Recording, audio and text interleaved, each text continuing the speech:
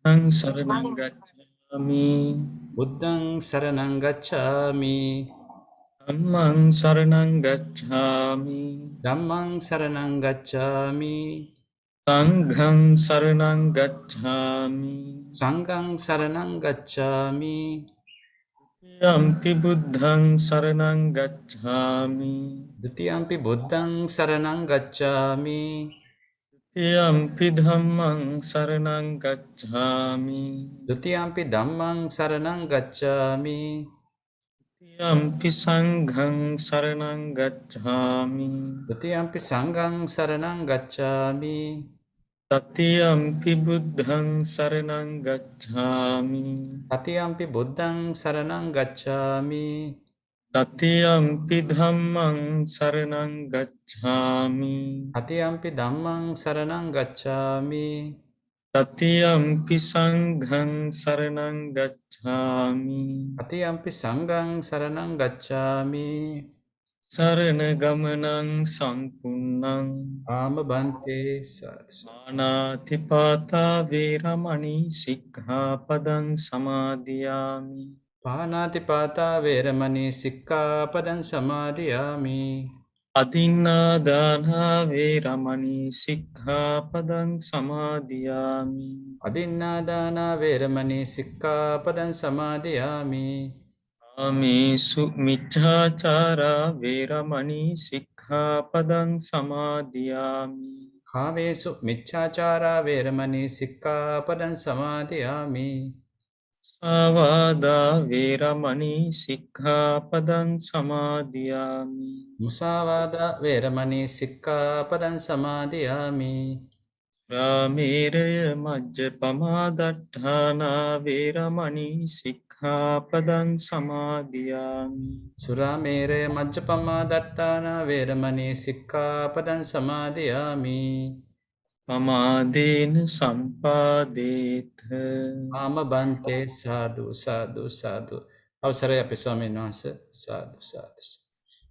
ආරම්භක ගාථා සජ්ජායනා කරමු විචිත්තමති ගම්භීර මනන්ත ණය මණ්ඩිතං ප ဋ ාණං සම්මසන්තස්ස විමලාමිත බුද්ධියා යස්ස දේහා නික්ඛමින්සු සුභා චබ්බන්න රංසියෝ නීල පීතාරත්ත සේතා මංජෙට්ඨාච භභස්සරා තං ලෝකනාථං සුගතං ධම්මං ච ජින සේවිතං සංඝං නිරංගනං සෙට්ඨං නමාමි සිරසාදරං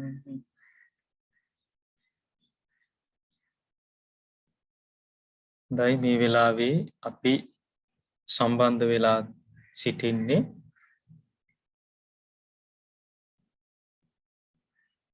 ප ဋ ාණ ධර්ම සභාව විසින් සිදු කරගෙන යන ඒ ත්‍රිපිටක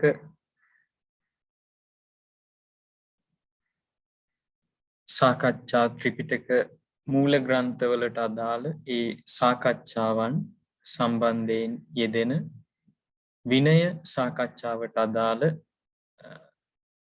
දේශනයකටයි මේ වෙලාවේදී සම්බන්ධ වෙන්නේ. අද තෙවැනි දවස හැටියට තමයි මේ විනය දේශනාව ප්‍රාතිමෝක්ෂයට අදාළ විනය දේශනාව මේ විදිහට සිද්ධ කරන්නට බලාපොරොත්තු වෙන්නේ.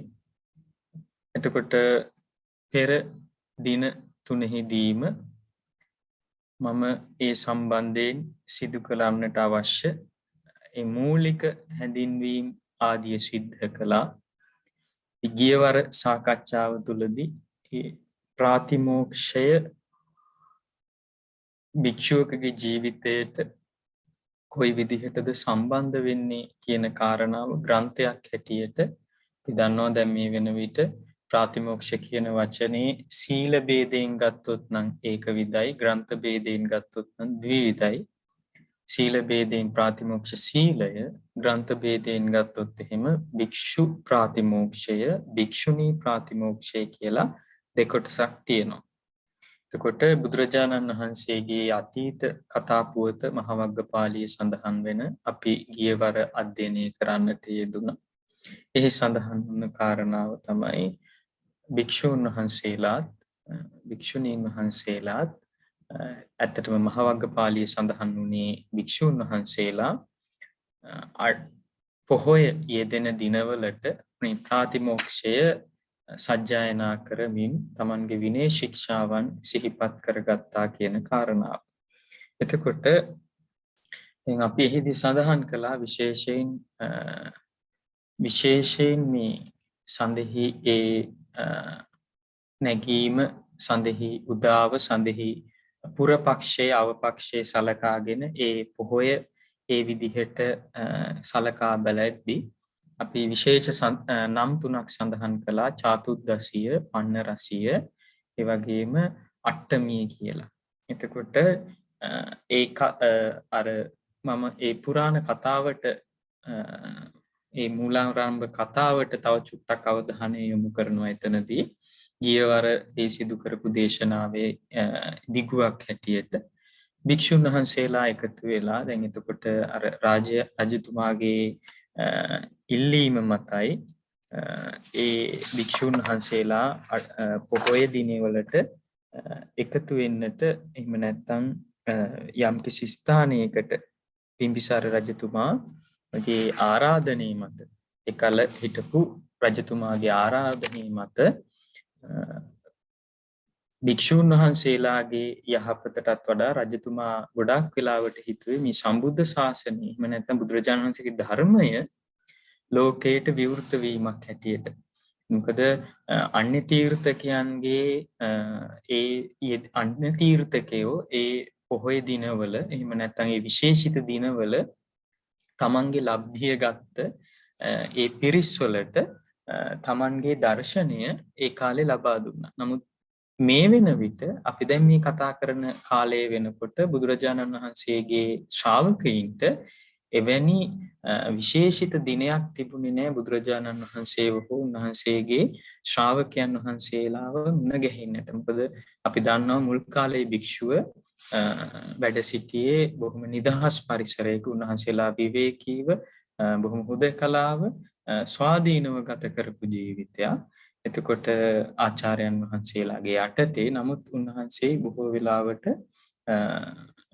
ආරණ්‍යක ජීවිතයක් එහෙම නැත්නම් උන්වහන්සේලා එක තැනකට එකතුනේ ගොඩක් වෙලාවට වස් සමාදන් වන කාල සීමාව තුලදී. නමුත් දැන් මේ බිම්බිසාර රජතුමාගේ මේ ආරාධනයත් එක්ක භික්ෂුන් වහන්සේලා එක තැනකට දැන් මේ කියන විදිහට මේ පොහොය දිනවලදී ඒක රාශී වෙනවා. එහි ප්‍රතිඵලයක් හැටියට භික්ෂුන් වහන්සේලා ඒක රාශී වෙච්ච තැනට ජනයා ඇවිල්ලා බුදුරජාණන් වහන්සේ සරණ ගියපු පිරිසට ඒ උන්වහන්සේලාගෙන් එහි දහම් පණිවිඩය ලැබෙන වාතාවරණයක් තමයි මේ රජතුමාගේ ඉල්ලීම මත එදා කාලේ ඇති වුණේ. එතකොට එහි ප්‍රතිඵලයක් හැටියට තමයි එදා කාලේ ඒ රජතුමාගේ ඉල්ලීම මත තමයි වර්තමානයේ වෙන විටත් ඒක එහි කාලානුරූපීව තමයි දැන් මේ පන්සල කියන සංකල්පේ වර්තමානයේ තුල ගොඩ නැගිලා තියෙන්නේ. එතකොට මේ විදිහට පන්සලකට භික්ෂුවක් එකතු වෙන්නේ එදා රජතුමා බිම්බිසාර රජතුමාගේ ආරාධනයත් එක්ක ඒවත් මේවාට බලපෑවා.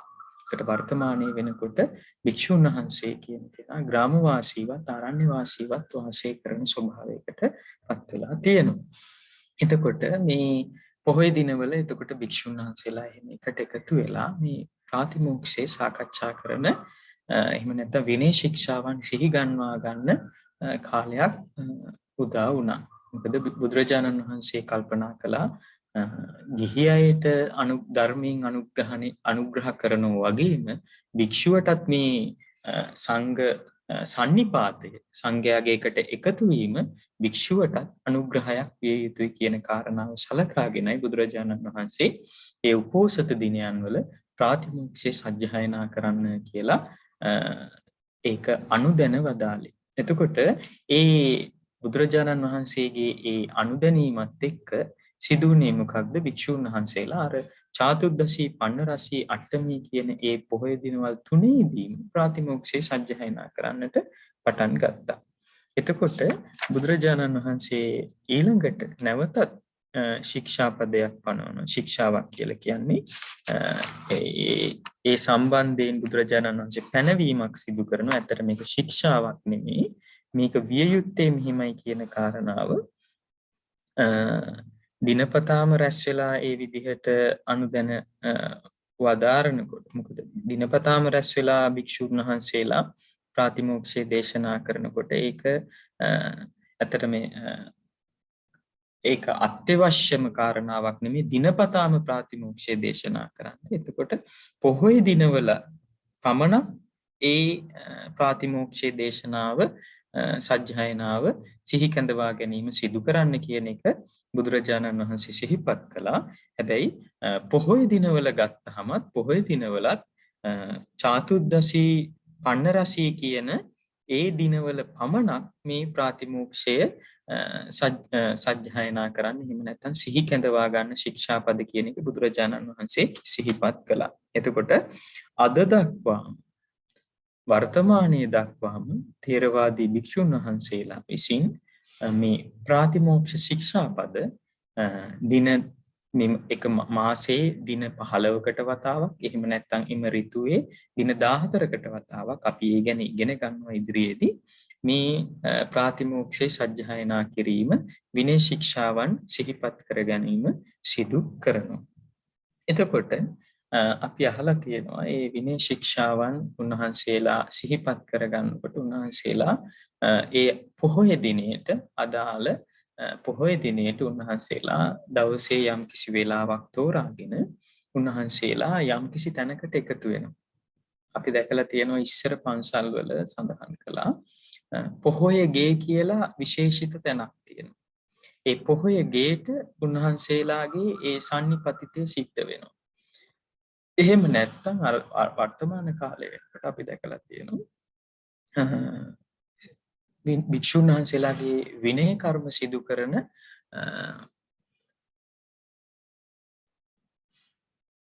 සීමා මාලකයට ඒ සංඝ සන්නිපාතයේ සිදු වෙලා ඒ සීමා මාලකයේ තුල මේ පොහොය එහෙම නැත්නම් මේ විනය ශික්ෂාවන් ප්‍රාතිමෝක්ෂයන් සජ්ජායනා කරන ස්වභාවයක් අද අපි දැකලා තියෙනවා. එතකොට මේ විදිහට චාතුද්දසියකට හෝ පන්නරසියකට හෝ මේ පොහොය දිනයකට රැස් වෙන භික්ෂූන් වහන්සේලා මේ විදිහේ උපෝසථාගාරයකට රැස් වෙලා මොකද කරන්නේ? ඒ උපෝසථාගාරය තුල ප්‍රාතිමෝක්ෂේ දේශනා කරන්නට කලින් ඊට ප්‍රථමයෙන් සිදු කරන්නට ඕන වතාවක් ටිකක් තියෙනවා. මෙන්න මේ වතාවත් හඳුන්වන විශේෂ නම් කිහිපයක් තියෙනවා. ඒවා තමයි පුබ්බ කරන, පුබ්බ කිච්ච, පත්ත කල්ල කියන නම් තුන තමයි ඒ වතාවත් වලට අදාළ ප්‍රධාන නම් වේ. එතකොට දැන් අපි දන්නවා උපසම්පදා නවක උපසම්පදා භික්ෂූන් හෝ භික්ෂුණියන් තමයි මතක තියාගන්න මේ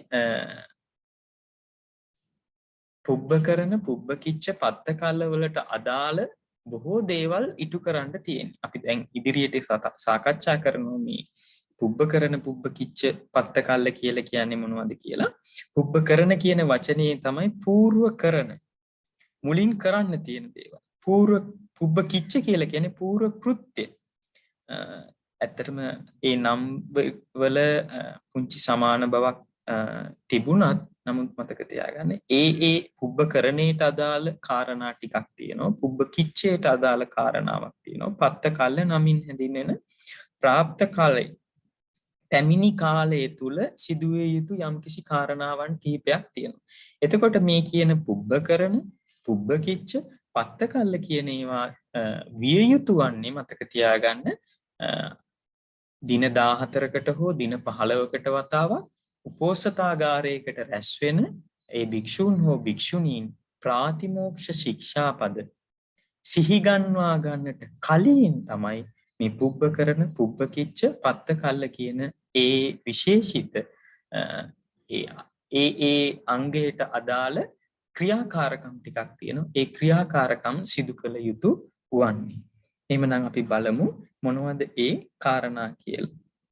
එතකොට ඇත්තටම මේ කාරණාවේදී භික්ෂූන් වහන්සේලා දැන් අපි හිතමු ප්‍රාතිමෝක්ෂේ සජ්ජායනා කරන්නට උපෝසථාගාරයට රැස් වෙලා ඉන්නවා.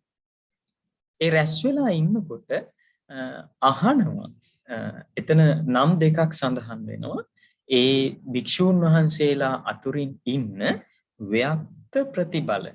ඒ කියන්නේ විනය පිළිබඳ ගත්තහම ඒ පැත්තෙන් විනය ශික්ෂාවන් සම්බන්ධයෙන් උනත් ඒ වගේම දහම් දැනුම අතින් උනත් ඊට පස්සේ සංඝමහලු පිළිවෙල අතින් උනත් ව්‍යක්ත ප්‍රතිබල හැම අතින්ම බොහෝ විට දක්ෂ බහුශ්‍රුත භික්ෂුන් වහන්සේලා දෙදෙනෙක් ඉදිරිපත් වෙන උන්වහන්සේලා තමයි විනය පුච්චක කියලා එක ස්වාමින් වහන්සේ කෙනෙකුට නාමයක් ලැබෙනවා, සම්මුති නාමයක් ලැබෙනවා. අනිත් භික්ෂුවට ලැබෙනවා නමක් විනය විස්සජ්ජක භික්ෂුව. විනය පුච්චක කියලා කියන්නේ විනය අසන භික්ෂුව. විනය විස්සජ්ජන කියලා කියන්නේ විනය ඒ අසන ප්‍රශ්නවලට පිළිතුරු ලබා දෙන භික්ෂුව. එතකොට මේ විනය පුච්චක කියන එක ඉන්න භික්ෂුන් වහන්සේලා හැමෝටම ඒක කරන්න බෑ. ඒ කියන්නේ විනය සම්බන්ධ දැන් ඒ විනයට දැන් මේ ප්‍රාතිමෝක්ෂයේ මම කලින් සඳහන් කළා පුබ්බ කරන පුබ්බ කිච්ච පත්ත කල්ල කියන මේ කාරණාවන් සම්බන්ධයෙන් විමසන්න ඕනේ සංඝයාගෙන්. දැන් මේ නවක භික්ෂුන් වහන්සේලා මෙතන ඉන්නවා. මොකද ඒ උපෝසථාගාරය දැන් සකස් කරලා තියෙන්නේ. එතකොට ප්‍රාතිමෝක්ෂය දේශනා කරන්න කලින් මෙන්න මේ පුබ්බ කරන වලට අදාළ කටයුතු ටික කළාද? පුබ්බ කිච්චේට අදාළ කටයුතු ටික සිදු කළාද? පත්ත කල්ලේට අදාළ කටයුතු ටික සිදු කළාද කියලා අර එතන රැස් වෙච්ච සංඝයාගෙන් විමසන්න ඕනේ. එතකොට මේක විමසනකොට හැමෝම මේක කළාද මේක කළාද කියලා හැමෝම මේව අහන්න ගත්තොත් එකිනෙකාගෙන් මෙතන ලොකු මේ කලබලයක් නිර්මාණය වෙනවා. ഘോഷාවක් නිර්මාණය වෙනවා. ඒ නිසා තෝරාගත්ත ව්‍යක්ත ප්‍රතිබල භික්ෂුවක් තමයි ඒ සංඝයා අතර පිළිගත්ත ව්‍යක්ත ප්‍රතිබල භික්ෂුවක් තමයි ඒ ප්‍රශ්න ටික අහන්නේ. එතකොට මේ අහන ප්‍රශ්න වලට හැමෝම උත්තර දෙන්න ගත්තොත් එතනදිත් වෙන්නේ යම්කිසි කලබලයක් නිර්මාණය වෙන එක. ඒ නිසා ඒ වෙලාවෙදිත් මොකද වෙන්නේ? අර ඒ පිරිස අතරින් ඉන්න ව්‍යක්ත ප්‍රතිබල භික්ෂුන් වහන්සේ නම මතක තියාගන්න. උන්වහන්සේ තමයි ඒ ප්‍රශ්න වලට පිළිතුරු ලබා දෙන්නේ එතන රැස් වෙලා ඉන්න සංඝයා වෙනුවෙන්, සමස්ත සංඝයා වෙනුවෙන්. එතකොට විනය පුච්චක විනය ප්‍රශ්න විචාරණ භික්ෂුව සම්මත කර ගැනීම. එහෙම නැත්නම් ඒ භික්ෂුව කවුදයි කියලා තෝරා ගැනීම එක්ක සංඝයා විසින් තමයි සිද්ධ කරන්නේ. අසුවල් භික්ෂුව මේ විනය පුච්චක ස්වභාවය අපි පවත්වනවා. තබනවා. එතකොට සංඝයා විසින් තීරණය කරන අසුවල් භික්ෂුව තමයි විනය විචාරන්නට ඕන. එහෙම නැත්නම් එතන ඉන්න ව්‍යක්ත භික්ෂුවකට කියන්න පුළුවන් අද මම තමයි මෙතන මේ ප්‍රශ්න ටික විමසන්නේ. එතකොට සංඝයාට ඒ භික්ෂුව නම් කිරීමේ හැකියාව තියෙනවා. එහෙම නැත්නම් තමා විසින්ම හෝ ඒ අවසරය ගැනීම තමා විසින් තමාව නම් කර ගැනීම සිදු කර ගන්නට පුළුවන්. තමා විසින්ම ඒ සම්මුතිය තියා ගන්නට පුළුවන්. ඒ වගේම තමයි සංඝයා විසින්ම විනය පිළිතුරු විනය විස්සජ්ජක භික්ෂුව නම් කරන්න පුළුවන්. එහෙම නැත්නම් තමා විසින්ම විනය ශික්ෂාවන්ට පිළිතුරු දෙනවා කියලා තමා විසින් තමාව සම්මත කර ගැනීමේ හැකියාවකුත් තියෙනවා. දැන් එතකොට මේ විදිහට ප්‍රශ්න අහන විනය විස්සජ්ජක විනය පුච්චක භික්ෂුවක් ඉන්නවා. ප්‍රශ්න වලට පිළිතුරු දෙන විනය විස්සජ්ජක භික්ෂුවක් ඉන්නවා. එතකොට අනිකුත් භික්ෂූන් වහන්සේලාත් එතන රැස් වෙලා ඉන්නවා. තේර භික්ෂූන් වහන්සේලා ඇතුළු හැම භික්ෂූන් වහන්සේ නමක්ම උපසම්පදා භික්ෂූන් වහන්සේලා මතක තියාගන්න. උපසම්පදා පිරිස පමණයි සාමණේර සාමණේරි සික්කමානා කියන මේ පිරිස මේ පොහොය ගේට රැස් වෙන්නේ නැහැ මේ පොහොය සාකච්ඡා විනය ප්‍රාතිමෝක්ෂ සජ්ජායනා කරන වෙලාවට උපසපන් පිරිස විතරයි මේ සාකච්ඡාවට සම්බන්ධ වෙන්නේ. එතකොට භික්ෂුන් වහන්සේලාගේ මේ සාකච්ඡාව සිදු වෙනකොට ඔන්න මතක තියාගන්න දැන් විනය පුච්චක භික්ෂුන් වහන්සේ විසින් අහනවා ඒ ප්‍රාතිමෝක්ෂේ සජ්ජායනා කරන්නට කලින් මේ සීමාව ප්‍රාතිමෝක්ෂේ දේශනා කරන්නට කලින් සිදු කරන්නට ඕන පුබ්බකරණ සියල්ල සිදු කර අමාරද කියන එක. පුබ්බකරණ කියලා කියන්නේ ඒ පුබ්බකරණ සම්බන්ධයෙන් තියෙන ගාථාව. ඒ ගාථාව මේ පිරිස යම්කිසි මට්ටමකට කටපාඩම් කරන්නත් ගැටලුවක් නැහැ. මොකද ඒ සම්බන්ධයෙන් යම්කිසි අවුරුදු වලදී විමසලා තිබුණා මේ මොනවද මේ කාරණා කියලා. යම්කිසි කෙනෙක් මේ ගාථාව හොඳට අධ්‍යයනය කළොත් පාඩම් කළොත් එතකොට ඒ කෙනෙකුට ඒ සම්බන්ධයෙන් ප්‍රශ්නයක් ආවොත් ලියන්න හැකියාව ලැබෙනවා. බොහොම පහසුවෙන් ඒ ලිවීමේ හැකියාව ලැබෙනවා. මොකද මේ ගාථාව ඇතුලේ ඒ අවශ්‍ය කාරණා සියල්ලක්ම සඳහන් වෙනවා. අපි බලමු මේ පුබ්බකරණ වලට අදාළ කාරණා මොනවද කියලා. සම්මජ්ජනී පදීපෝච උදකං ආසනේනච උපෝසතස්ත ඒතානි පුබ්බකරණත්ති උච්චති. සම්මජ්ජනී කියලා කියන්නේ පාලියෙන් අතු ගන්නවා කියන එකයි. අමදනවා කියන එකයි. අමදිනවා කියන එකයි. මොකද දැන් මේ උපෝසතාගාරයේ එහෙම නැත්තම් මේ සීමාව කියන විශේෂිත පරිසරය හැම වෙලාවෙදිම සංඝයාගේ පරිහරණයට යෙදෙන භූමියක් නෙමෙයි. විශේෂයෙන් මේ අඩමසකට වරක් මේ යෙදෙන විශේෂිත පොයේ දවස්වල එහෙම නැත්නම් සංඝයාගේ යම්කිසි හෝ විනය කර්මයක් සිදු වෙනකොට තමයි මේ පොහොයේගේ එහෙම නැත්නම් විශේෂයෙන් මේ සීමාව මේ භූමිය පරිහරණය කිරීමක් සිද්ධ වෙන්නේ. එතකොට මේ භූමිය පළමු කොටම පිරිසිදු කරගන්නට ඕන. ඇත්තටම මේ පුබ්බකරණ පුබ්බකිච්ච පත්තකල්ල වලට ඇතුළත් වෙන්නේ ඔය ඇත්ත පවා යම්කිසි දෙයක් කරන්න කලින් සිදු කරන පූර්ව සූදානම. බලන්න. එතකොට සම්මජ්ජනී කියලා කියන්නේ ඒ උපෝසතාගාරය පිරිසිදු කරගන්නවා කියන එකයි. ඒකේ මකුළු දැල් බැඳිලා තියෙනවා. මේ මකුළු දැල් ආදී ඉවත් කරලා සංඝයාට ඒ පරිසරයේ සුදුසු විදිහට පරිහරණය කරන්න පුළුවන් තත්වයකට අරගෙන එනවා. දූවිලි වලින් පිරීලා නම් ඒ දූවිලි ඉවත් කරලා ඒ කටයුතු සකස් කරගන්නවා. ඊළඟ කාරණාව තමයි පදීපෝච. දැන් ප්‍රාතිමෝක්ෂයේ දේශනා කරන්නේ සජ්ජායනා කරන්නේ සමහර වෙලාවක රාත්‍රී කාලයක නම් අනිවාර්යෙන් ඒ ස්ථානයේ ආලෝකයක් තියෙන්නට ඕනේ. එතකොට එකල එහෙම දැන් වගේ විදුලියක් තිබුණේ නැති නිසා එකල පහන් දැල්වීමක් තමයි සිද්ධ කළේ. ඉතින් එතකොට බොහෝ වෙලාවට ප්‍රදීප එහෙම නැත්නම් ආලෝකයක් සකස් කරලා තියෙනවද කියන එක අර විනය පුච්චක භික්ෂුව විසින් විමසනවා. එතකොට විනය සම්මජ්ජක භික්ෂුව විසින් මොකද කරන්නට ඕනේ?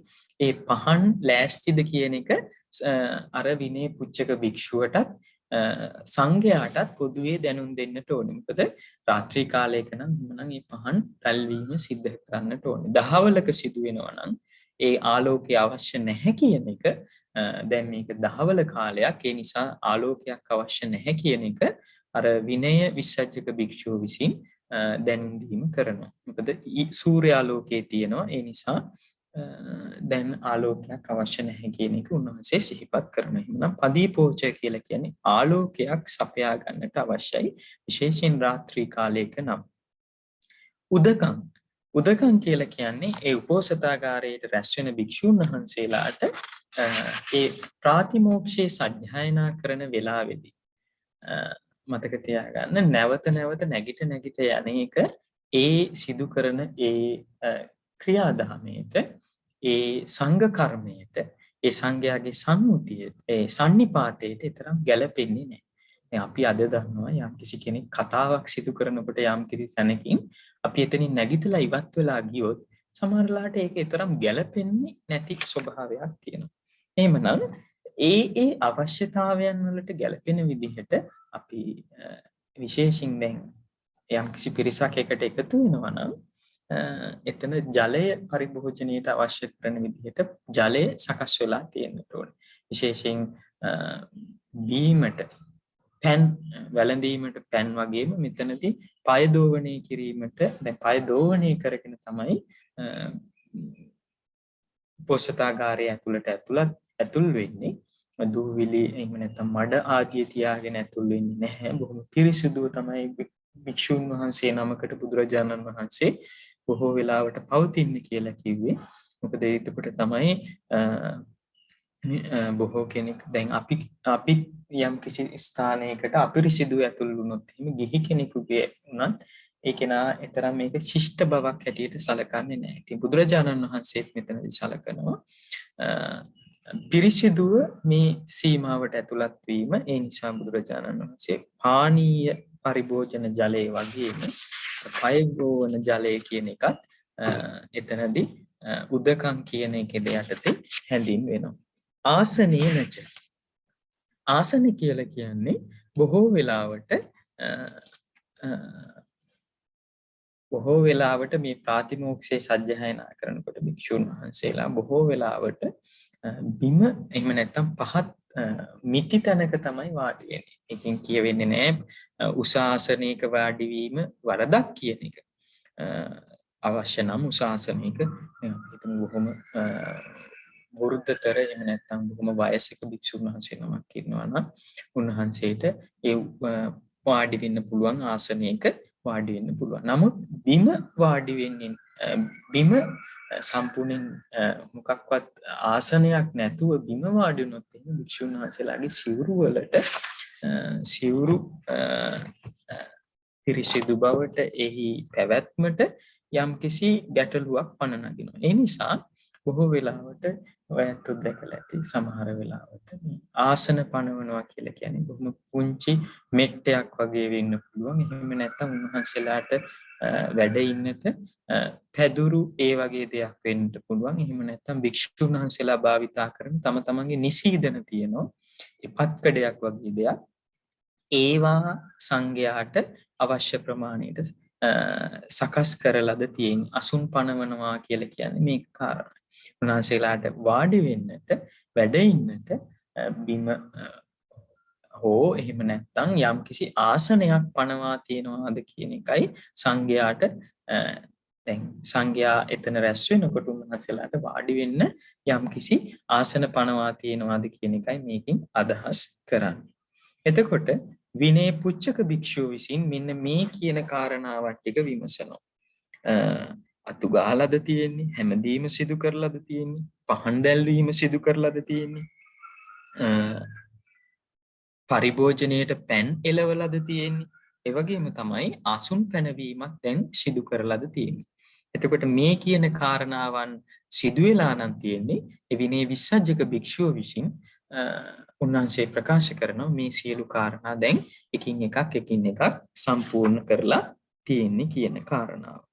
ඊළඟට පුබ්බ කරන කියන කාරණාව තමයි අපි දැන් සාකච්ඡා කරේ. ඊළඟට අවධානය යොමු කරන්නේ පුබ්බ කිච්ච කියන කාරණාවට. පුබ්බ කිච්ච කියනකොට විමසනවා මෙන්න මේ වගේ කාරණාවක්. ඡන්ද පාරිසුද්ධි උතුක්ඛාණං භික්ඛු ගණාච ඕවාදු උපෝසතස්ත ඒතානි පුබ්බ කිච්ඡanti උච්චති. ඡන්ද පාරිසුද්ධි. මොකද මේ ඡන්ද කියලා කියන්නේ ඡන්දය කියන ඔය ඇත්තන්ගේ මනසේ යෙදෙන කාරණාවම තමයි. ඡන්දය කියලා කියන්නේ දැන් අපි හිතමු යම්කිසි විහාරස්ථානයක මේ ප්‍රාතිමෝක්ෂයක් සජ්ජායනා වෙනවා නම් යම්කිසි සීමාවක ඉන්න භික්ෂුන් වහන්සේලා අපි විහාරස්ථානයක එහෙම නැත්නම් යම්කිසි සීමාවක යම්කිසි තැනක ප්‍රාතිමෝක්ෂයක් සජ්ජායනා කෙරෙනවා නම් ඒ සීමාව ඇතුළත ඉන්න සියලුම සමාන සංවාසක කියලා කියන්නේ උපසම්පදා භික්ෂූන් වහන්සේලා ඒ ප්‍රාතිමෝක්ෂේ සජ්ජායනා කරන තැනට එක් රැස් වෙන්නට ඕනි. ඒක බුදුරජාණන් වහන්සේගේ පැනවීම. යම් කිසි විදියකින් මේ ප්‍රාතිමෝක්ෂේ සජ්ජායනා කරන තැනට අපි හිතමු ඉන්නවා ගොඩාක් අසනීප තත්වයෙන් පසු වෙන භික්ෂුවක්. එහෙම නැත්නම් ඒ භික්ෂුවට උපස්ථාන කරන භික්ෂුවක්. එහෙම නැත්නම් යම් කිසි වෙලාවක යම් කිසි විදිහකින්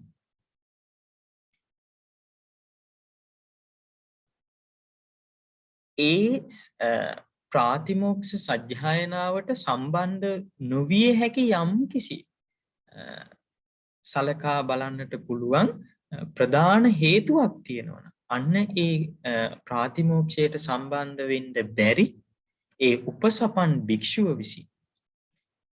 එහෙම නැත්තම් මතක තියාගන්න අපි හිතමු දැන් ඒ පොයේ දවස ඇතුළත වෙන ස්ථානයක වෙන වෙලාවක ප්‍රාතිමෝක්ෂයක් සජ්ජායනා කරන සීමාවක ඉන්නකොට උන්වහන්සේ වෙන තැනක ඉඳලා එතනට ආවේ. නමුත් එතන ප්‍රාතිමෝක්ෂයේ සජ්ජා වෙනවා. එතකොට උන්වහන්සේ එතන ප්‍රාතිමෝක්ෂයේ සජ්ජායනා වෙන ඒ කටයුත්තට ඒ දවස සම්බන්ධ වෙලා අපි හිතමු උදේවරුේ ඒ කටයුත්තට සම්බන්ධ වෙච්ච භික්ෂුව සවස් වරුවේ වෙන කොටසකට එහෙම නැත්නම් වෙන සීමාවකට එනවා. එතකොට ඒ දවස එම සීමාවේ එම භූමියේ ප්‍රාතිමෝක්ෂයේ සජ්ජායනා වෙන්නේ හැන්දෑ කාලේ.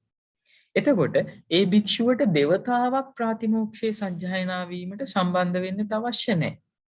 උන්වහන්සේට අවශ්‍ය වෙන්නේ තමන් මේ විනය එහෙම නැත්නම් මේ ප්‍රාතිමෝක්ෂයේ සජ්ජායනාවට මගේ කැමැත්ත ප්‍රකාශ කරනවා කියන ඒ ඡන්දය ලබා දීම සිද්ධ කරන්නට ඕනේ. ඇත්තටම ඡන්දය කියලා කියන්නේ මතක තියාගන්න ඒ සිදු කරන ඒ සංඝ කර්මයට අපේ විරුද්ධත්වයක් නැහැ කියන කාරණාව. මොකද බුදුරජාණන් වහන්සේ දේශනා කරලා තියෙනවා යම්කිසි සීමාවක යම්කිසි භූමියක රැස් වෙලා ඉන්න සංඝයා පිල් බෙදිලා නම් තියෙන්නේ. ඒ වර්ග වෙච්ච සංඝයාට විනය කර්ම කරන්න බෑ. මොකද වර්ග වුණොත් වෙන්නේ එක පිරිසක් එක තැනක කරනවා, තව පිරිසක් තව තැනක කරනවා. වර්ග වෙච්ච සංඝයාට මේ විනය කර්ම කරන එක කෝප්පේ නෑ කියනවා. මේ වර්ග වෙච්ච සංඝයාට මේ විනය කර්ම සිදු කරන්න බෑ. සංඝයාගේ එකමුතුයින් තමයි මේ විනය කර්ම සිදු කරන්නට ඕනි කියන එක බුදුරජාණන් වහන්සේ සිහිපත් කරනවා. එතකොට වර්ග නැති සමාන සංවාසික භික්ෂුන් වහන්සේ නමකට යම්කිසි කාරණාවක් නිසා ඒ දවස ඒ පොහොය සීමාවට සම්බන්ධ වෙන්න නොහැකි නම්, නමුත් අනිත් සංඝයා එතනට රැස් වෙලා නම් ඉන්නේ, තමන්ගේ ඡන්දය, තමන්ගේ කැමැත්ත මේ විනය කර්මයේ සඳහා ලබා දෙන්නට ඕනේ. අන්න ඒකට තමයි කියන්නේ ඡන්දය ලබා දෙනවා කියලා කියන්නේ. එතකොට මේ ඡන්දය ලබා දීම සිද්ධ වෙන්නේ මේ විදිහටයි. අපි හිතමු බැරි වෙලාවකත් බොහොම ගිලන් වෙච්ච භික්ෂුන් වහන්සේ නමක් ඉන්නවා. උන්වහන්සේ කැමති සංඝයා මැදට ගිහිල්ලා මේ ප්‍රාතිමෝක්ෂයේ සජ්ජායනා කරන එකට සම්බන්ධ වෙන්න. එහෙමනම් බුදුරජාණන් වහන්සේ පණවනවා ඒ භික්ෂුවව ඇඳක තියාගෙන හරි ගිහිල්ලා පුටුවක තියාගෙන ගිහිල්ලා හරි යම්කිසි ක්‍රමවේදයකින් උන්වහන්සේට පහසුවක් සලසන්න පුළුවන් නම් අර උපෝසථාගාරයේ ඇතුලේ උන්වහන්සේට එතනට සංඝ සම්නිපාතයට රැස් වෙන්න උන්වහන්සේව එතනට වඩම්මන්න කියන එක බුදුරජාණන් වහන්සේ ඉපත් කරනවා. බැරි වෙලාවක්වත් එහෙම ප්‍රකෘති සිහියෙන් ඉන්න භික්ෂුවකට ඒ විදිහටවත් අර සංඝ සම්නිපාතයට උපෝසථාගාරයට රැස් වෙන්න බැරි නම් උන්වහන්සේ යම්කිසි ව්‍යක්ත ප්‍රතිබල භික්ෂුන් වහන්සේ නමකට උන්වහන්සේ වැඩිහිටි භික්ෂුවක් නම් ඇදිලි වැඳගෙන කියනවා ස්වාමීනි අද දවසේ සංඝයාගේ සිදු කරන මේ උපෝසත කර්මයට මාගේ කැමැත්ත ප්‍රකාශ කරනවා, මගේ කැමැත්ත ලබා දෙනවා, මගේ කැමැත්ත සංඝයා වෙතට දැනුම් දෙන්න.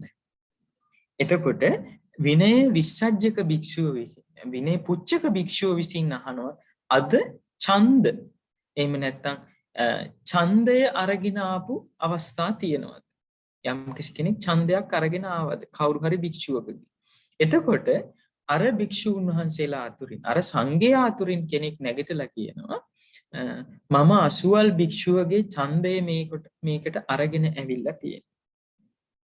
එතකොට ඡන්ද පාරිශුද්ධිය අරගෙන එන භික්ෂුවට කියනවා ඡන්ද පාරිශුද්ධිහාරක භික්ෂුව. ඡන්ද පාරිශුද්ධිය අරගෙන එන භික්ෂුවට ඡන්ද පාරිශුද්ධිහාරක භික්ෂුව කියලා කියනවා. එතකොට අර විචාරීම සිද්ධ කරනකොට ඡන්ද පාරිශුද්ධිහාරක භික්ෂුව විසින් සංඝයාට දැනුම් දෙනවා මේ අසුවල් භික්ෂුවට මේ කාරණාව නිසා අද මේ සංඝමැදට සම්බන්ධ වීමට හැකියාවක් නැහැ.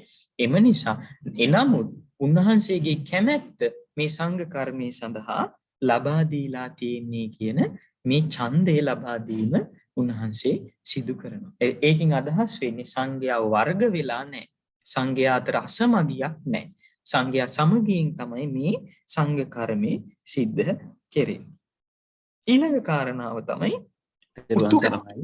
තෙරුවන් සරණයි ස්වාමීන් වහන්සේ. මේතන දුකුලා ඇවැත් කියලා කියන්නේ අපේ ස්වාමීන් වහන්සේ මොකද්ද? අපි මේ දුකුලා ආපත්‍ති කියන එක කලින් වැඩසටහනක සාකච්ඡා කළා. ඒ ගියවර වැඩසටහනේදී මම දුකුලා ආපත්‍ති ගැන සඳහන් කළා. එම නිසා මම හිතනවා මේ වෙලාවේදී ඔය දුෂ්කටාපත්‍ති කියන කාරණාව දුක්කට අප්පත්ති කියන එකයි ඔතන මේ සඳහන් වෙන්නේ. නොමනා ලෙස කරපු වැරද්දක් හැටියට තමයි දුෂ්කටාපත්තිය සඳහන් වෙන්නේ. මම හිතනවා ඒ ගැන වැඩිදුරටත් දැනගන්නට අවශ්‍ය නම් ගියවර දේශනාව ශ්‍රවණය කරන්න කියන එක මම මතක් කරනවා මේ වෙලාවේදී. දුෂ්කට කියන වචනේ තේරුම තමයි නොමනා ලෙස කරන ලද කියන ආපත්‍ය. එතකොට ශික්ෂාපද කියනකොට ඇත්තටම මේ දුක්කට ආපත්‍ය වලට ඇතුළත් වෙන්නේ සේකියා කියන ශික්ෂාපද විශේෂයෙන්ම. නමුත් විනය පිටකයේ අධ්‍යයනය කරනකොට ඔය ඇත්තන්ට පෙනී සේකියා ශික්ෂාපද විතරක් නෙමෙයි යම් යම් ශික්ෂාවන්ට වගේම බුදුරජාණන් වහන්සේගේ යම්කිසි පැනවීම් වලට අදාළව ඒ පැනවීම් ඉක්මවා ගියොත් අන්න එතනදී බුදුරජාණන් වහන්සේ යම් තැනකදී පනවලා තියෙනවා මේ කරපු වැඩය එතරම් ගැළපෙන්නේ නැහැ. එතනදී බුදුරජාණන් වහන්සේ පනවන්නේ දුක්ඛටාපත්තිය. ඒ නිසා වැඩිදුරටත් කියවන්න වැඩිදුරටත් විනය පිටකයේ අධ්‍යයනය කරන්න. ඒ වගේම ගියවර දේශනාවට නැවතත් අහුම්කම් දෙන්න කියන එක මම ඔබතුමාට මතක් කරනවා මේ වෙලාවේදී. ස්වාමීන් වහන්සේ මෙතන මෙතනම ඒ සඳහන් වෙන හින්දා මම ඒක ඔබ වහන්සේගෙන් විමසුවේ අර ඡන්ද පාරිශුද්ධිකාරක භික්ෂුව ඡන්ද පාරිශුද්ධිය ගැන උත්තර ඒ දැනම සංගමැද ප්‍රකාශ නොකරනවා නම් ඒක දුකලා ඇවත් වෙනවා කියන එක මෙතන සඳහන් වෙන හින්දා ඔබ වහන්සේගෙන් ඒක විමසුවේ. ත්‍රිවන් සරණයි. දැන් පැහැදිලිද ඔබතුමාට ඒ කාරණාව? පැහැදිලි අපි හඳුනන්නේ. එහෙමනම් අර හැම වෙලේම මම මතක් කරනවා අර මම කලින් කරපු දේශනා සම්බන්ධෙත් යම්කිසි චිත්‍රයක් ඔළුවේ තබාගෙන මේ සාකච්ඡාවට සම්බන්ධ වෙන්න. එතකොට ගැටලු අවම වෙයි. මොකද අපි දැන් ඉදිරියට සාකච්ඡා කරන්න මම අර ක්‍රමවේදයක් සකස් කළේ ඒකයි. පෙර ඒ සාකච්ඡාවන් සම්බන්ධයෙන් යම්කිසි මතකයක් තබාගෙන මේ සාකච්ඡාවට සම්බන්ධ වෙන්න. එතකොට යම් ගැටලු සහගත තැන්වලදී ඔය ඇත්තන්ට ඒ විසඳා ගැනීමේ හැකියාව ඔය ඇත්තන්ටම ලැබෙනවා. එතකොට දැන් යම්කිසි භික්ෂුවක් ඒ ඡන්දය ගෙනල්ලා ඉවරලා ඒක ප්‍රකාශ කරේ නැත්නම් ඒක නොමනා ක්‍රියාවක්, දුක්කටයක්. මෙතනත් මේ පොතේ සඳහන් වෙනවා. එතකොට ඒ දුක්කටයක් කියලා කියන්නේ ඒක ඇත්තටම දැන් අපි කවුරු හරි කෙනෙකුගේ ඒ වචනයක් අරගෙන ආවා නම් ඒක සංඝයාට දැනුම් දෙන්න ඕන. දැනුම් නොදෙනවා නම් ඒක නොකල යුතු දෙයක්. ඒක සංඝවා සිටීමක් වගේ දෙයක්. ඉතින් එතකොට උන්වහන්සේට දුක්කට ආපත්‍යක් සිද්ධ වෙනවා. එතකොට ඒ දුක්කට ආපත්‍තිය මතක තියාගන්න. නැවතත් අපැත් දෙසීමෙන් තමයි පිරිසිදු කරගන්නට අවශ්‍ය වෙන්නේ. ඊළඟ කාරණාව තමයි උතුක්ඛාණං කියන කාරණාව. ඒ වගේ ගැටලු තියෙනවා නම් විමසන්න. ගැටලුවක් තියෙනවා නම් ඒ විදිහේ විමසීමක් සිද්ධ කරන්න. ඒක ගැටලුවක් නෑ. උතුක්ඛාණං කියලා කියන්නේ දැන් අපි දන්නවා අපි වර්තමාන කාලේ මේ අවුරුද්දේ මාස 12 ඍතු 4කට බෙදලා තියෙනවා. නමුත් ඒ කාලේ බුදුරජාණන් වහන්සේගේ කාලේ මේ ඍතු වස්සාන ඍතුව, ඊළඟට ගිම්හාන ඍතුව, හේමන්ත ඍතුව කියලා ඍතුන් 3ක් තමයි සඳහන් වෙලා තියෙන්නේ. ඒ බුදුරජාණන් වහන්සේගේ ධර්මාන කාලය තුල. එතකොට මේ එක ඍතුවකට පොහොය 8ක් කියදෙනවා. එක ඍතුවකට පොහොය 8ක් කියදෙනවා. එතකොට දැන් අපි හිතමු දැන් මේ උදා වෙන්නේ ගිම්හාන ඍතුව. ගිම්හාන ඍතුවේ අද දවසේ මේ යෙදෙන්නේ පළවෙනි පොහොයද, දෙවෙනි පොහොයද, හයවෙනි පොහොයද, පස්වෙනි පොහොයද කියලා උතුක්කාණන් කියලා කියන්නේ මේ මොන ඍතුවේ කුමන පොහොයද කියන එක විනය විස්සජ්ජක භික්ෂුව විසින් අහනවා. එතකොට විනය පුච්චක භික්ෂුව විසින් අහනවා. විනය පුච්චක භික්ෂුව විසින් මේ කාරණාව විමසද්දී විනය විස්සජ්ජක භික්ෂුව විසින් ප්‍රකාශ කරනවා මේ අසුවල් ඍතුවේ මේ අසුවල් පොහොයයි. මේ වන විට මේ ඍතුවේ පොහොය මෙපමණක් ගෙවිලා ගිහිල්ලා තියෙනවා. අපි හිතමු දැන් උදා වෙලා තියෙන්නේ 3 වෙනි පොහොය නම්. එතකොට විනය පුච්චක භික්ෂුව අහනවා මේ කුමන පොහොයද? මේ අපි හිතමු මේ ගිම්හාන ඍතුවේ 3 වෙනි පොහොයයි. මේ 3 වෙනි පොහොය අපි කියනවා ඒ 3 වෙනි පොහොය හඳුන්වනවා චාතුද්දසී පොහොයක් කියලා. අපි ඒක ඉදිරියේදී සාකච්ඡා කරනවා. 3 වෙනි චාතුද්දසී පොහොයයි මේ වෙනකොට මේ ඍතුවේ පොහොය දෙකක් ගෙවිලා ගිහිල්ලා තියෙනවා. තව ඉදිරියට පොහොය 4ක් පැමිණෙන්නට තියෙනවා කියලා ඒ විදිහට ඍතුව දැනුම් දීම සිද්ධ කරනවා. එහෙනම් පුබ්බ කිච්ච යටතේ උතුක්කාණන් කියලා කියන්නේ මේ පොහොය දිනය කවදද? පොහොය කීයක් ඒම ඍතුවේ ඉක්මවා ගියාද? තව ඉදිරියට දින කීයක් පොහොය කීයක් මේ ඍතුව තුල පවතිනවාද කියන එක සංඝයාට දැනුම් දීම තමයි උතුක්කාණන් කියන ඒ විශේෂිත අවස්ථාව තුලදී සිද්ධ වෙන්නේ. ඒ උතුක්කාණන් කියන වචනයට ඇතුළත් වන කටයුතු ටික වෙන්නේ. ඊළඟ කාරණාව තමයි බික්කු ගණා. බික්කු ගණා කියලා කියන්නේ මේ උපෝසථාගාරයට රැස් වෙලා ඉන්න සංඝයාගේ ප්‍රමාණය කොච්චරද? සංඛ්‍යාත්මකව මෙතනට කී නමක් රැස් වෙලා සිටිනවාද කියලා විමසීමක් සිද්ධ කරනවා. මොකද බොහෝ වෙලාවට එම සීමාවේ ඉන්න දැන් අද කාලේ ගත්තොත් නම් පන්සලක ඉන්න භික්ෂූන් වහන්සේලා ප්‍රමාණය කොච්චරද කියලා අපිට කියන්න පුළුවන් හැකියාව තියෙනවා. හිතන්නකෝ අනුරාධපුරයේ ගත්තොත් එහෙම අනුරාධපුරයේ මහා සීමාව ගත්තොත් එහෙම. මේ මහා සීමාව කියලා කියන්නේ විශාල භූමියක්. දැන් ඔය ඇත්ත අනුරාධපුරයට ගියන් පස්සේ මේ මහා සීමාව කියලා කියනකොට එදා අර දේවානම්පියතිස්ස රජුරෝ ඒ මහා සීමාව පනවන්නේ අර ඇතෙක්ගේ නගුලක් බැඳලා ඒ ඇතාට විශාල භූමියක් අනුරාධපුරයේ භූමිය ඇතුලේ ප්‍රමාණය පනවන.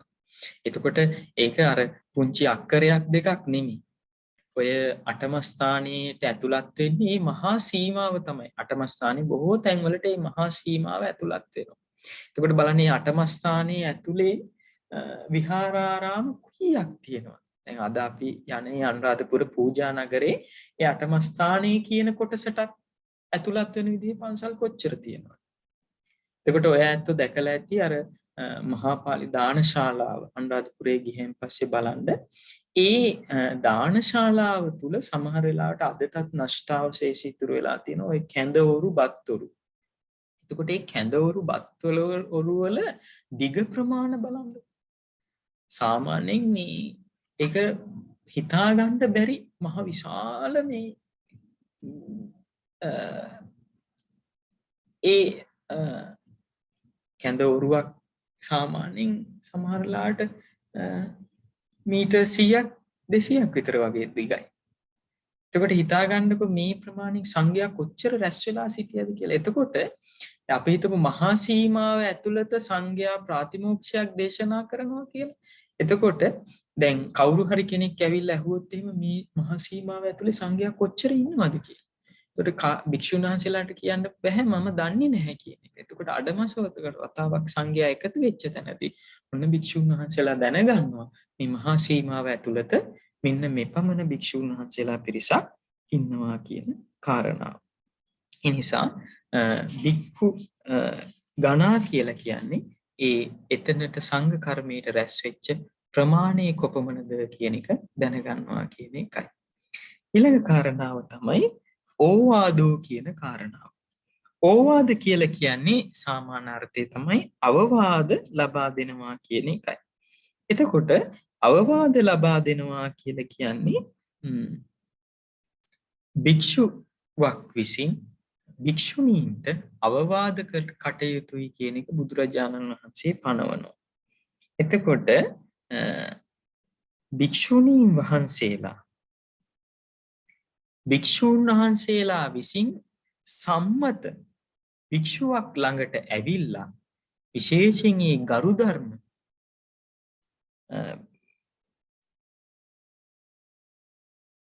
අෂ්ට ගරු ධර්ම වලින් අනුශාසනා කිරීමක් සිද්ධ කරන්නට ඕන. මොකද බුදුරජාණන් වහන්සේ මේ භික්ෂුණී ශාසනයේ පිහිටවනකොට භික්ෂුණියක් මෙන්න මේ ආකාර වලින් කටයුතු කළ යුතුයි කියන එක බුදුරජාණන් වහන්සේ සිහිපත් කළා. එතකොට ඒ භික්ෂුණියක් විසින් ඒකී අෂ්ට ගරු ධර්ම ඒ අඩමසකට වතාවක් ඒ ව්‍යක්ත ප්‍රතිබල භික්ෂුන් වහන්සේ නමකකින් සංඝයා විසින් සම්මත ඒ භික්ෂුවකකින් විමසන්නට ඕනේ. එතකොට ඒ අඩමසකට වතාවක් අපි හිතමු චාතුද්දසී පොහොයක් වෙන්න පුළුවන්, පන්න රසී පොහොයක් වෙන්න පුළුවන්. ඒ පොහොය දිනයට කලින් භික්ෂුණීන් වහන්සේලා කලින් දවසේ ඒ ව්‍යක්ත ප්‍රතිබල සංඝයා සම්මත භික්ෂුන් වහන්සේ ළඟට ගිහිල්ලා මෙන්න මේ අවවාද ලබා ගැනීම සිද්ධ කරන්නට ඕන. එතකොට ඒ වෙලාවේදී මතක තියාගන්න ඒ අවවාද ලබා දෙන භික්ෂුව සම්බන්ධයෙන් අංග 8ක් පනවා දෙනවා. එතකොට භික්ෂුණීන්ට අවවාද කරන්නට හැම භික්ෂුවකටම බෑ. ඒ අවවාද කිරීමේ හැකියාව තියෙන්නේ සංඝයා විසින් සම්මත මෙන්න මේ කියන ලක්ෂණ වලින් යුතු භික්ෂුවයි. ඒ ලක්ෂණ මොනවද කියන එක අපි මේ අධ්‍යයනය කරන ප්‍රාතිමෝක්ෂ විවරණය කියන පොතෙහි 119 වෙනි පිටුවේ සඳහන් වෙනවා. අනුමාත්‍ර වරදෙක්හි බිය දක්නා සුළු වූ සිල්වතෙකු විය යුතුයි. කුඩා අනුමාත්‍ර වරදක් කියලා කියන්නේ පුංචි ආපත්‍යයකදී, දුක්කට ආපත්‍යයකදී, එහෙම නැත්නම් දුබ්බාසිත ආපත්‍යයකදී උනත් ඒ සම්බන්ධයෙන් සැහැල්ලු කොට හිතන්නේ නැති පුංචි වරදෙහි බිය දක්නා භික්ෂුවක් වෙන්නට ඕන. මේක පුංචි ආපත්‍යක් කියලා ඒක ගණන් නොගෙන ඉන්න භික්ෂුවක් වෙන්න බෑ. පුංචි ආපත්‍යක් නම් ඒක පුංචි වුණත් ඒක වරද හැටියට පිළිගන්න පුළුවන් භික්ෂුවක් වෙන්නට ඕන. ඒ බිය දක්නා සුළුව වාසය කරන සිල්වතුන් වහන්සේ නමක් වෙන්නට ඕන. ඊළඟ කාරණාව තමයි භික්ෂුණීන් යම්කිසි කාරණා විමසනකොට ඒවාට මෙහිම වෙන්න පුළුවන්, මම හිතන්නේ මෙහිමයි, මේක මෙහිම වෙන්න ඇති කියලා අර සැකයෙන් උත්තර දෙන්න නෙමෙයි, ධර්මයේ විනය සම්බන්ධ බහුශ්‍රුත භාවයකින් යුතු ව්‍යක්ත භික්ෂුවක් වෙන්නට ඕනේ. සැක සහගත විදිහට මේක මෙහෙම වෙන්න ඇති කියලා, මේක මෙහෙම වෙන්න ඇති කියලා මම හිතනවා කියලා පිළිතුරු දෙන්න බෑ. ව්‍යක්ත භික්ෂුවක් වෙන්නට ඕනේ. ඒක තමයි බහුශ්‍රුතේකු විය යුතුයි කියන එකෙන් අදහස් වෙන්නේ. ත්‍රිපිටක ධර්මයේ පිළිබඳ විශේෂයෙන් ධර්ම විනය සම්බන්ධ ව්‍යක්ත භික්ෂුවක් වෙන්නට ඕනේ.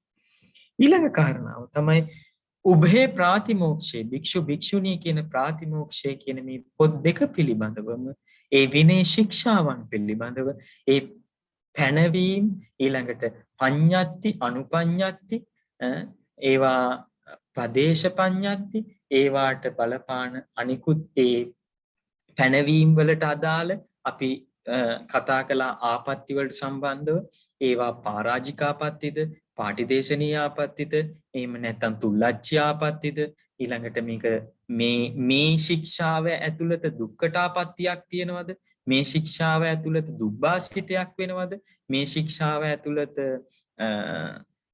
පාචිත්‍යාපත්තියක් වෙනවද මේ හැම කාරණාවක් සම්බන්ධයෙන්ම දැනගෙන සිටින්නට ඕන. ඊළඟ කාරණාව තමයි ප්‍රියශීලී වචන කතා කරන්නෙකු විය යුතුයි. යම් කිසි කෙනෙක්ගෙන් යම් කිසි දෙයක් අහන්න නම් ඒ කෙනා හොඳට ප්‍රසන්න කතා බහකින් යුතු වෙන්නට ඕනේ. එහෙම නැත්නම් ප්‍රසන්න නැති කෙනෙක් එක්ක කතා බහක් ඉදිරියට සිදු කිරීමේ හැකියාවක් අමාරුයි අපහසුයි. ඊළඟ කාරණාවට තමයි භික්ෂු බෙහෙවින් භික්ෂුණීන්ට ප්‍රියමනාප ගතිය ඇති කෙනෙක් බවට පත් වෙන්නට ඕනේ ඒ අවවාදදායක භික්ෂුව විසින්.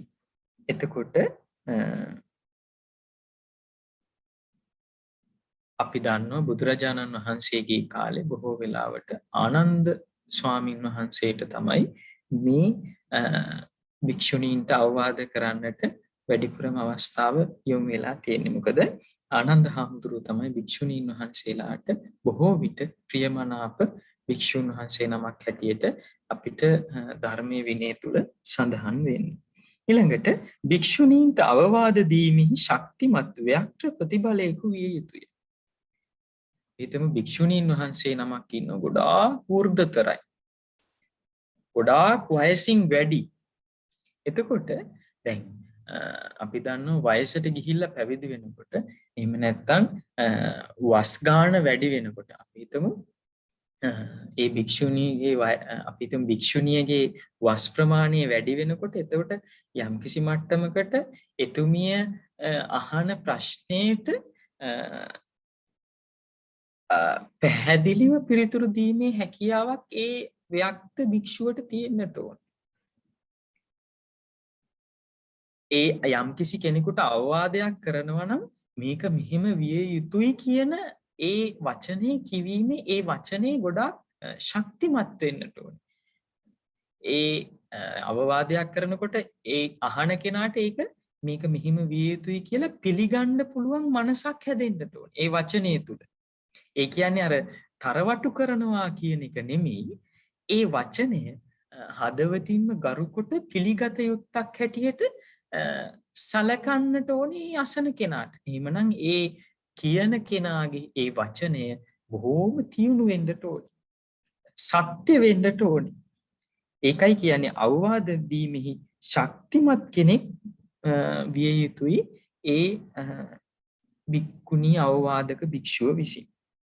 ඊළඟ කාරණාව තමයි මෙහිණක් සමග ගරුකාපත්තියකට නොපැමිණිය යුතුයි. අපි සඳහන් කළා කලින් ගියවර සාකච්ඡාවේදී මේ ගරුකාපත්ති කියන්නේ මොනවද කියන එක.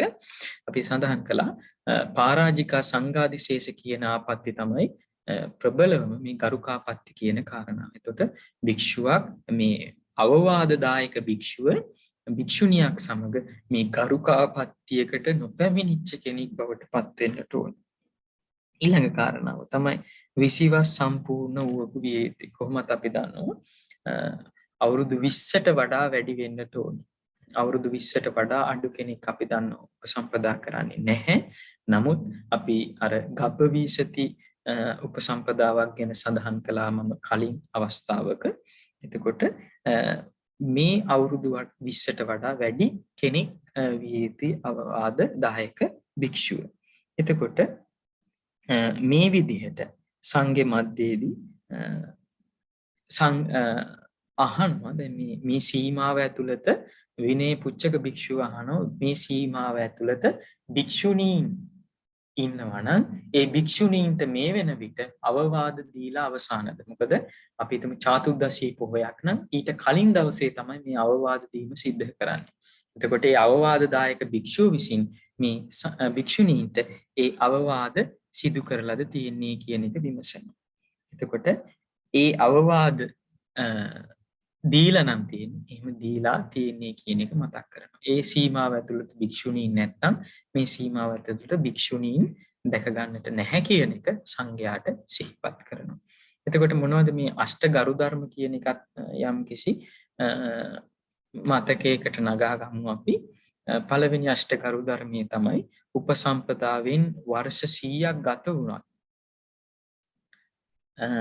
ඒ භික්ෂුණිය විසින් එදවස උපසම්පදා වූ භික්ෂුවකට උනත් වන්දනා කරන්නට ඕනි, ගෞරවය දක්වන්නට ඕනි. උපසම්පදා වෙලා වර්ෂ 100ක් ගත වෙලා තිබුණත් ඒ භික්ෂුණිය එනි වස් වලින් වස්සාන කාල අවුරුදු 100ක් ගත වෙලා තිබුණත් ඒ භික්ෂුණිය එදවස උපසපන් භික්ෂුවට වන්දනා කරන්නට ඕනි, ගෞරව කරන්නට ඕනි. ඊළඟ කාරණාව තමයි භික්ෂූන් නැති ප්‍රදේශයක හෝ ආවාසයක ඒ භික්ෂුණිය වස් විසින්ද සුදුසු නැහැ කියන එක බුදුරජාණන් වහන්සේ පැනවීමක් කරනවා. නිවාරෙන් භික්ෂුණීන් විසින් ඒ වස්සාන කාල සීමාව තුළ වස් වසන්නට නම් වස් වැසිය යුත්තේ මතක තියාගන්න භික්ෂූන් සහිත ප්‍රදේශයක. ඊළඟ කාරණාව තමයි අඩමසකට වරක් භික්ෂුණිය භික්ෂු සංඝයාගෙන් පොහොය විචාරන්නට ඕනේ. මේ ඍතුවේ කුමන පොහොයද කියලා ඒක විමසන්නට ඕනේ. ඊළඟට අවවාද බලාපොරොත්තු වෙන්නට ඕනේ. අවවාද අනුශාසනා භික්ෂුණිය විසින් බලාපොරොත්තු වෙන්නට ඕනේ භික්ෂුන් වහන්සේලාගෙන්.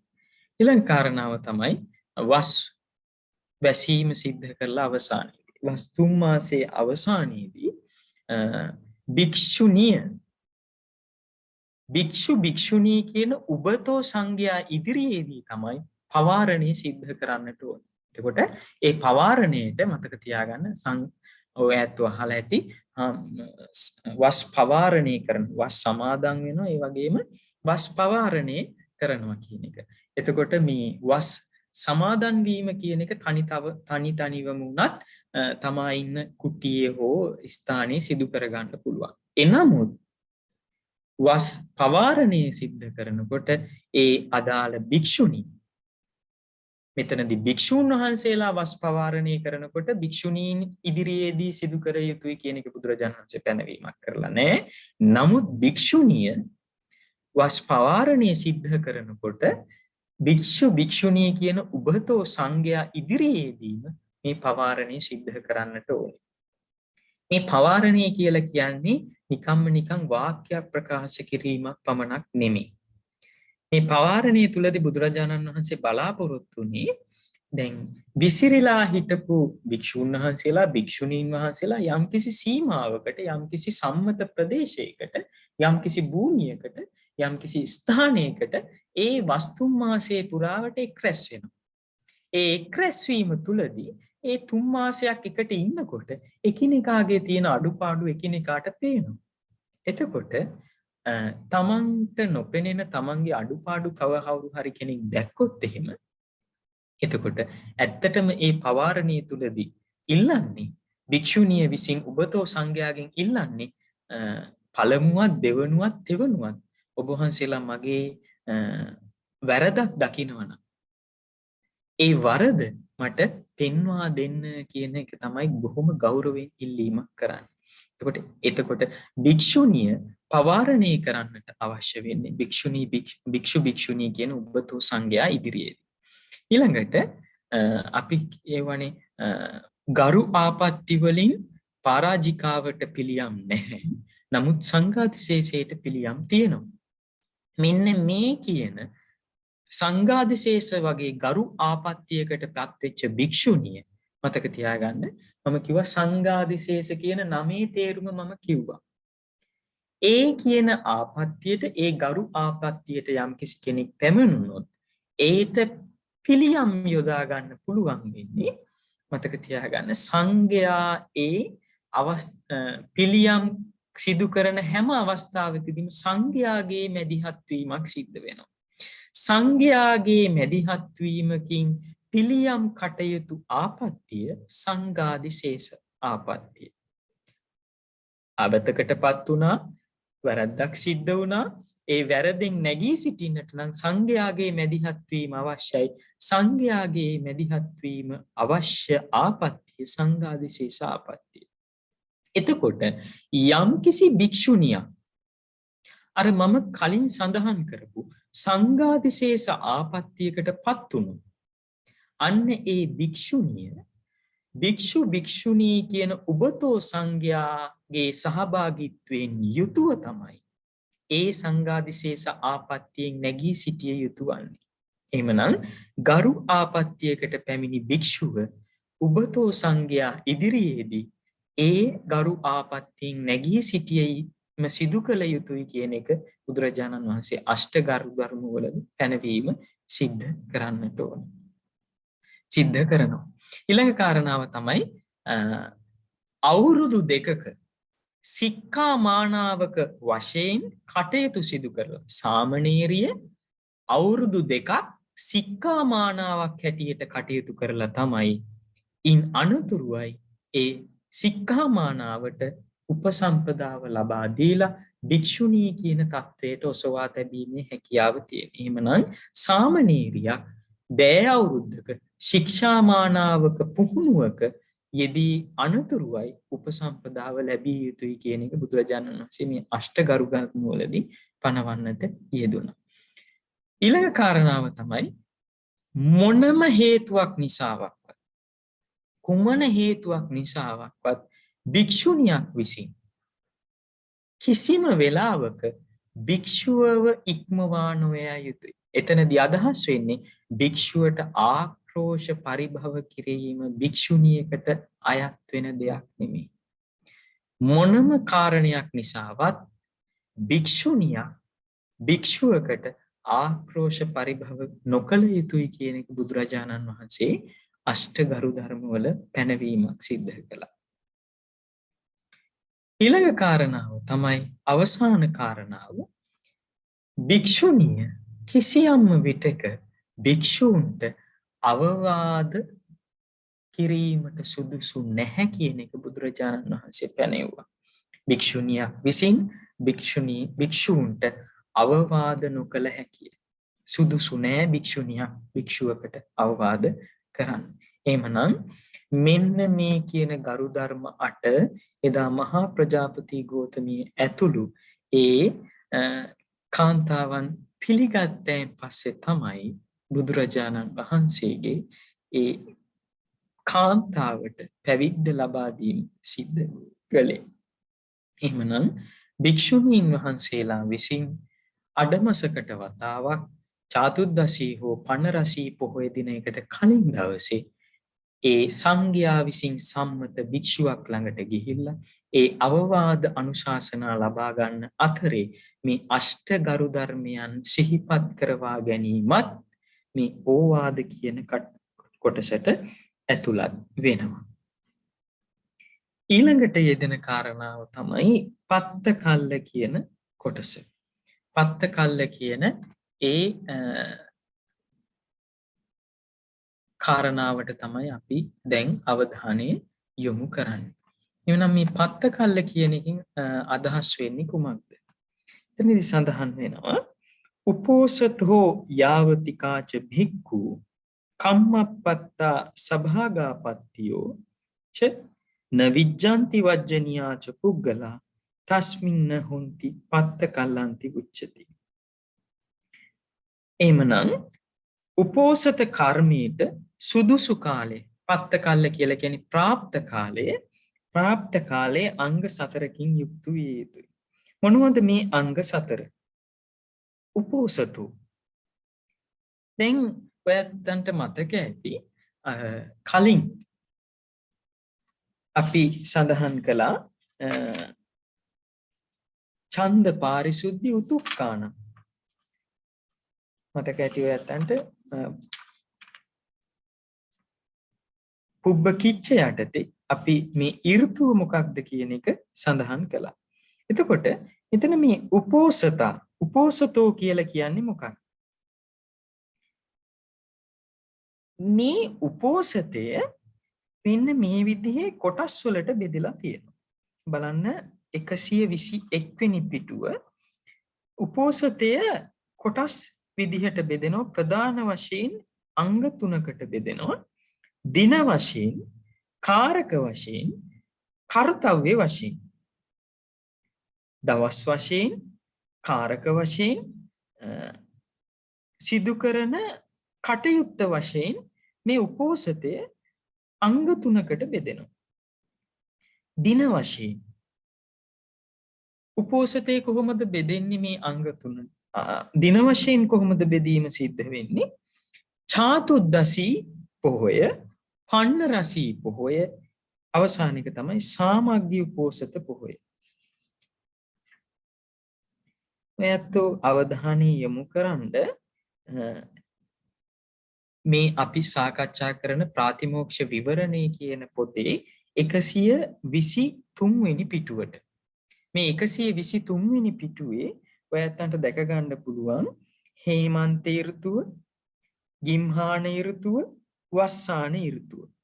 එතකොට බලන්න මේ හේමන්ත ඍතුවේ ගත්තොත් එහෙම හේමන්ත ඍතුවට යෙදෙන පොහොයවල් ටික සඳහන් වෙනවා. ගිම්හාන ඍතුවට සඳහන් පොහොයවල් ටික, ඊළඟට වස්සාන ඍතුවට සඳහන් වෙන පොහොයවල් ටික. එතකොට ඒ පොහොයවල් වල පුරපක්ෂයක් වෙනම යෙදෙනවා, අවපක්ෂයක් වෙනම යෙදෙනවා. බලන්න ඒ පුරපක්ෂයේ අවපක්ෂයේ අනුව ඒ පොහොයවල් එම ඍතුවකට මම කලින් කිව්වා පොහොයවල් 8ක් ඇතුළත් වෙනවා. එතකොට මේ පොහොයවල් 8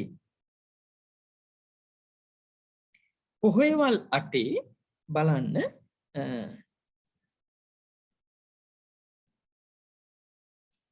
පොහොයවල් 8 සමහර දවස්වලට සමහර වර්ෂ තියෙනවා අධික අවුරුදු. එතකොට මේ අධික අවුරුදු යෙදුනයින් පස්සේ සමහර වෙලාවට පොහොය 8කට වඩා වැඩි වෙන්න පුළුවන් එක ඍතුවකට. අපි ඒකට නමක් කියනවා, ඒවා එච්චර ගැඹුරට අවශ්‍ය වෙන්නේ නැහැ, තිති සම කරනවා කියලා. ඒක සංඝයා විසින් තමයි ඒ සිදු කිරීම සිද්ධ කරන්නේ. ඒ සංඝයා විසින් තමයි මේ පොහොය මේ දින සකස් කිරීම සිද්ධ කරන්නේ. නමුත් මතක තියාගන්න අව පොය පුර පොය කියන එක ඔයත්තන්ට දැන් තේරෙනවා. එතකොට මේ පොහොය 8න් මතක තියාගන්න සම්මතයක් තියෙනවා. මේ පොහොය 8න් 3 වෙනි පොහොයත් 7 වෙනි පොහොයත් මතක තියාගන්න සම්මතයි චාතුද්දසී පොහොයවල් හැටියට. එමේ බලන්න මේ chart එකේ සඳහන් වෙන ඒ පොහොය වල බලන්න මේ හේමන්ත ඍතුවේ විශේෂයෙන් මේ 3 වෙනි පොහොයත් 7 වෙනි පොහොයත් පන්නරසී කියලා සඳහන් වෙනවා. නමුත් ඊළඟ ගිම්හාන ඍතුවට එන්න. ගිම්හාන රිතුවට එනකොට මේ මම දන්නේ මේ පොත යම්කිසි වර්ෂයක් මේ ගත්ත මේ වර්ෂයේ යම්කිසි අධික අවුරුද්දක් යෙදිලා තිබුණාද කියන එක මම දන්නේ නැහැ. මේක නිකන් ගත්ත chart එකක්ද දන්නේ නැහැ. නමුත් සම්මතයි බලන්න ගිම්හාන ඍතුවට එනකොට ගිම්හාන ඍතුවේ 3 වෙනි පොහොය චාතුද්දසියක්.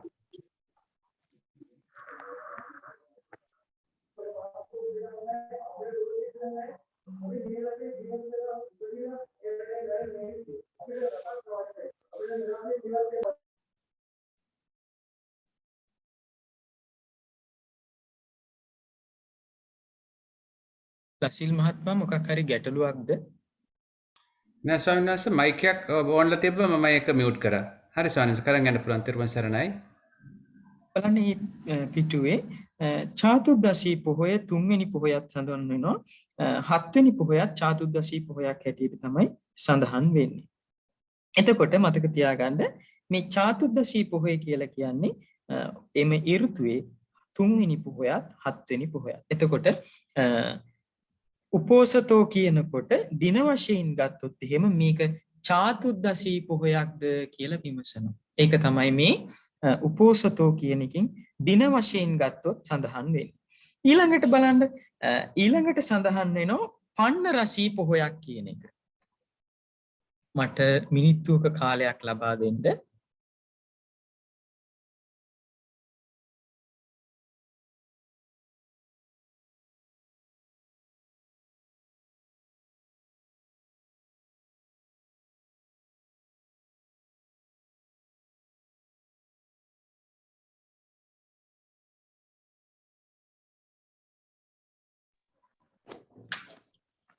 හොඳයි.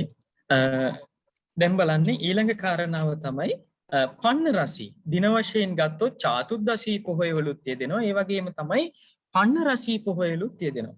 පන්න රසී චාතුද්දසී කියලා කියන්නේ දින 14කට වතාවක් යෙදෙන පොහොය තමයි චාතුද්දසී කියලා කියන්නේ. පන්න රසී කියලා කියන්නේ දින 15කට වතාවක් යෙදෙන පොහොය කියන එකයි. එතකොට මේ දින වශයෙන් උපෝසතේ ගත්තොත් මේක චාතුද්දසී පොහොයක්ද එහෙම නැත්නම් මේක පන්න රසී පොහොයක්ද කියන එක විමසනවා. එනේ දින වශයෙන් ගත්තොත් උපෝසතේ ඔන්න චාතුද්දසී හැටියට බෙදෙනවා පන්න රසී හැටියට බෙදෙනවා. ඊළඟ කාරණාව තමයි සාමග්ගී උපෝසතේ. සාමග්ගී උපෝසතේ කියලා කියන්නේ බැරි වෙලාවක්වත් සංඝයාගේ යම්කිසි අපි හිතමු යම්කිසි දෙයක් නිසා සංඝයාගේ භේදවීමක් සිද්ධ වෙලා තිබුණු. සංඝයාගේ සමගිය නැති වෙලා ගිහිල්ලා තිබුණොත් යම්කිසි අවස්ථාවක අන්න ඒ වෙලාවට සංඝයාගේ සමගිය සිද්ධ වුණාට එහෙම නැත්නම් සංඝයාගේ එකමුතු සිද්ධ වෙනකොට ඔන්න භික්ෂුන් වහන්සේලා එකට එකතු වෙලා මේක දින නියමයක් නැහැ චාතුද්දසියක්ද පන්න රසියක්ද කියන දින නියමයක් නැහැ. ඒ දින නියමයකින් තොරව අර සංඝයාගේ භේද බින්න බව සමගියට එන නිසා එතනට අපි නමක් දෙනවා දින හැටියට ගත්තොත් සාමග්ගී උපෝසතේ. මම මේකට හොඳම උදාහරණය දෙන්නම්. අප පරම පූජනීය ඔය මඩිහේ මහානායක හාමුදුරුවෝ වැඩ ඉන්න කාලේ බලංගොඩ ආනන්ද මෛත්‍රිය මහානායක හාමුදුරුවෝත් වැඩ ඉන්න කාලේ ඒ උතුම් යතිවරයන්න් වහන්සේලා තීරණයක් ගත්තා. මොකද ඒ කාලේ වෙනකොට අමරපුර නිකාය පාර්ශව 21කට බෙදිලා හිටියේ.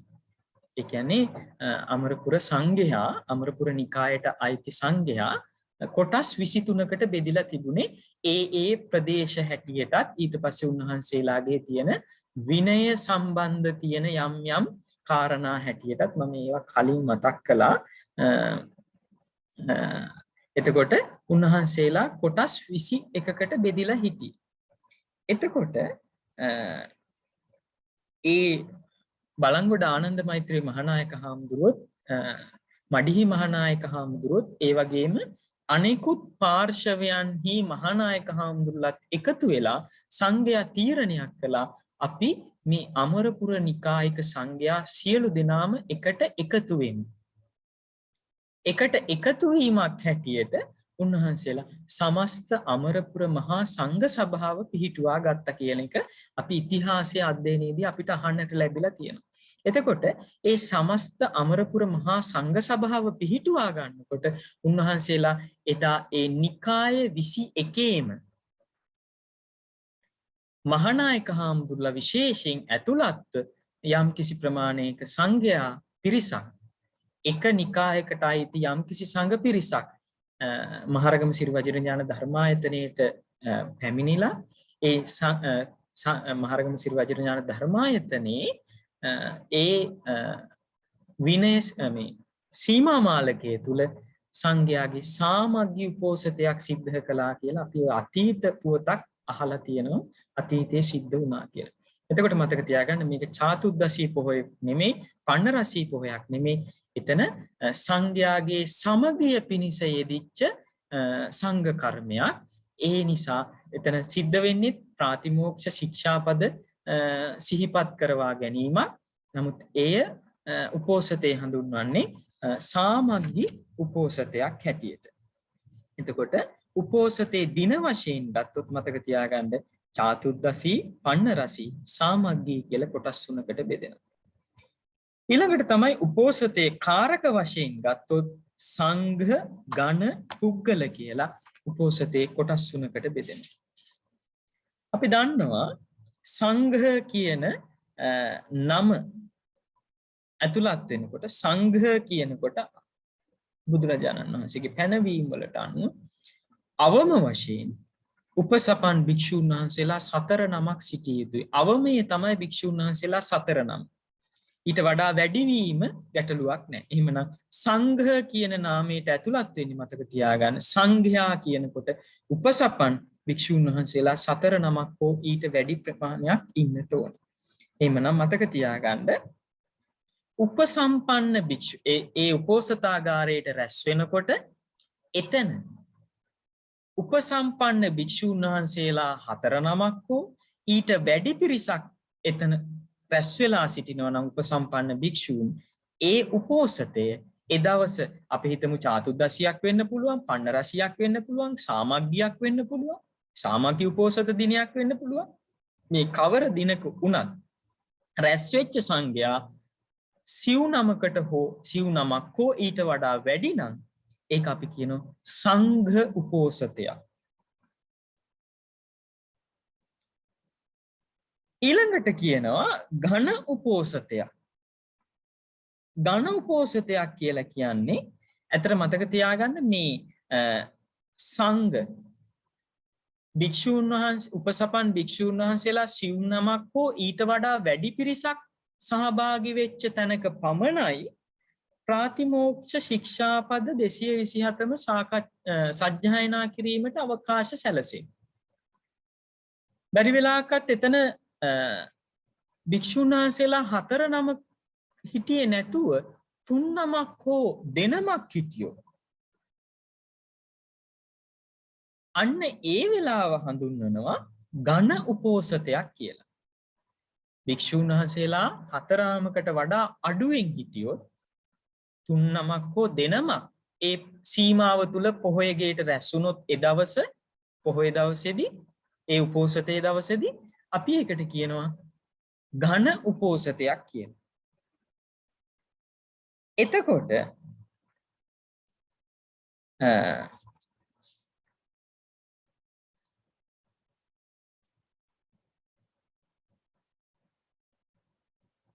මේ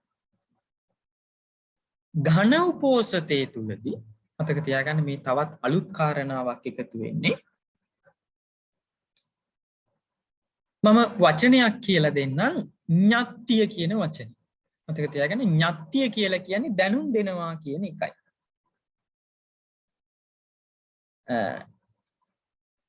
ඤත්තිය කියලා කියන්නේ දැන් බලන්නකෝ අර විනය විස්සජ්ජක විනය පුච්චක භික්ෂූන් වහන්සේලා හොයාගන්න අපහසුයිනේ භික්ෂූන් වහන්සේලා දෙනමක් හෝ 3 නමක් රැස් වුණොත්. එතකොට මේ කටයුත්තම සිදු කරන යම්කිසි ක්‍රමයක් තියෙනවා. අන්න ඒක තමයි ඤත්තිය තබනවා කියලා කියන්නේ. එතකොට මොකද සිද්ධ වෙන්නේ? මතක තියාගන්න එතන ඒ රැස් වෙලා ඉන්න භික්ෂූන් වහන්සේලා දෙනම හෝ 3 නම අතුරින් ව්‍යක්ත ප්‍රතිබල වැඩිහිටි භික්ෂුව විසින් මේ විදිහේ ප්‍රකාශයක් කරනවා. ආයුෂ්මතුන් වහන්සේලා මා මේ කියන දේ අසත්වා අද මේ පොහොය යෙදිලා තියෙන්නේ. ඒ පොහොය තුල අපි පාරිශුද්ධි උපෝසතයක් සිදු කරමු කියන ඒ එතන රැස් වෙලා ඉන්න ඒ දෙනමට හෝ විශේෂයෙන් මතක තියාගන්න දෙනමක් ඉන්න තැනකදී නෙමෙයි 3 නමක් ඉන්න තැනකදී තමයි මේ ඤත්තිය තැබීම සිද්ධ වෙන්නේ. එමනම් ඤත්තිය කියලා කියන්නේ මෙතන සිදුවන දේ එතන රැස් වෙලා ඉන්න පිරිසට දැනුම් දෙනවා කියන එකයි. ඒ අපි කියමු දැන් ඝන උපෝසතයක් අපි කිව්වා ඝන උපෝසතයක් සිද්ධ වෙන්නේ භික්ෂුන් වහන්සේලා 3 නමක් හෝ දෙනමක් රැස් වුණු වෙලාවක. 3 නමක් රැස් වුණු වෙලාවක මතක තියාගන්න එතන ඉන්න 3 නමින් වැඩිහිටි භික්ෂුව විසින් සංඝයාට දැනුම් දෙනවා ඤත්තියකින් මේ වෙලාවේ සිද්ධ වෙන්නේ මේකයි කියන කාරණාව. එහෙමනම් සංඝයා තුන්නම් සංඝයා කියන එක වැරදි. භික්ෂුන් වහන්සේලා තුන්නමක් එකතු වෙච්ච වෙලාවකදී මතක තියාගන්න ඤත්‍ය තැබීමක් සිදු කරන්නට ඕන. භික්ෂුන් වහන්සේලා දෙනමක් පමණක් රැස් වෙලා ඉන්න වෙලාවකදී එහෙම ඤත්‍ය තැබීමක් අවශ්‍ය වෙන්නේ නැහැ. එකිනෙකා කෙරෙහි උන්වහන්සේලාට කියන්න පුළුවන් මම පිරිසිදුයි කියලා එකිනෙකාට Tamanගේ පිරිසිදු බව ආරෝචනය කරගන්න පුළුවන්. පරිසුද්ධෝ අහං ආවසෝ පරිසුද්ධෝති මං ධාරේත. ආයුෂ්මතුන් වහන්සේ මම පිරිසිදුයි මගේ ආපත්‍යක් නැහැ. මම පිරිසිදු භික්ෂුවක් හැටියට ඔබ වහන්සේ දරණසේක්වා කියලා Tamanගේ පිරිසිදු බව ආරෝචනය කරනවා. එතකොට ඒක තමයි ඝන උපෝසතේ කියලා කියන්නේ. ඊළඟට තියෙනවා පුද්ගල උපෝසතේ. පුද්ගල උපෝසතේ කියලා කියන්නේ අපි කිව්වා භික්ෂුන් වහන්සේලා 4 නමක් රැස් වෙලා ඉන්නවා නම් ඒකට අපි කියනවා සංඝ උපෝසතයක්. භික්ෂුන් වහන්සේලා 3 නමක් හෝ දෙනමක් රැස් වෙලා ඉන්නවා නම් අපි ඒකට කිව්වා ඝන උපෝසතයක්.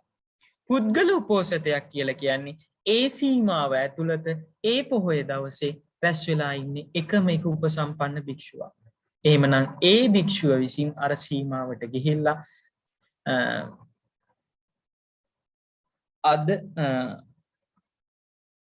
අජ්ජමේ උපෝසතෝ කියලා අද මගේ උපෝසත දිනයයි කියලා අදිෂ්ඨාන උපෝසතයක් සිදු කරන්නට ඕන. වෙන එකදු භික්ෂුවක් නැහැ.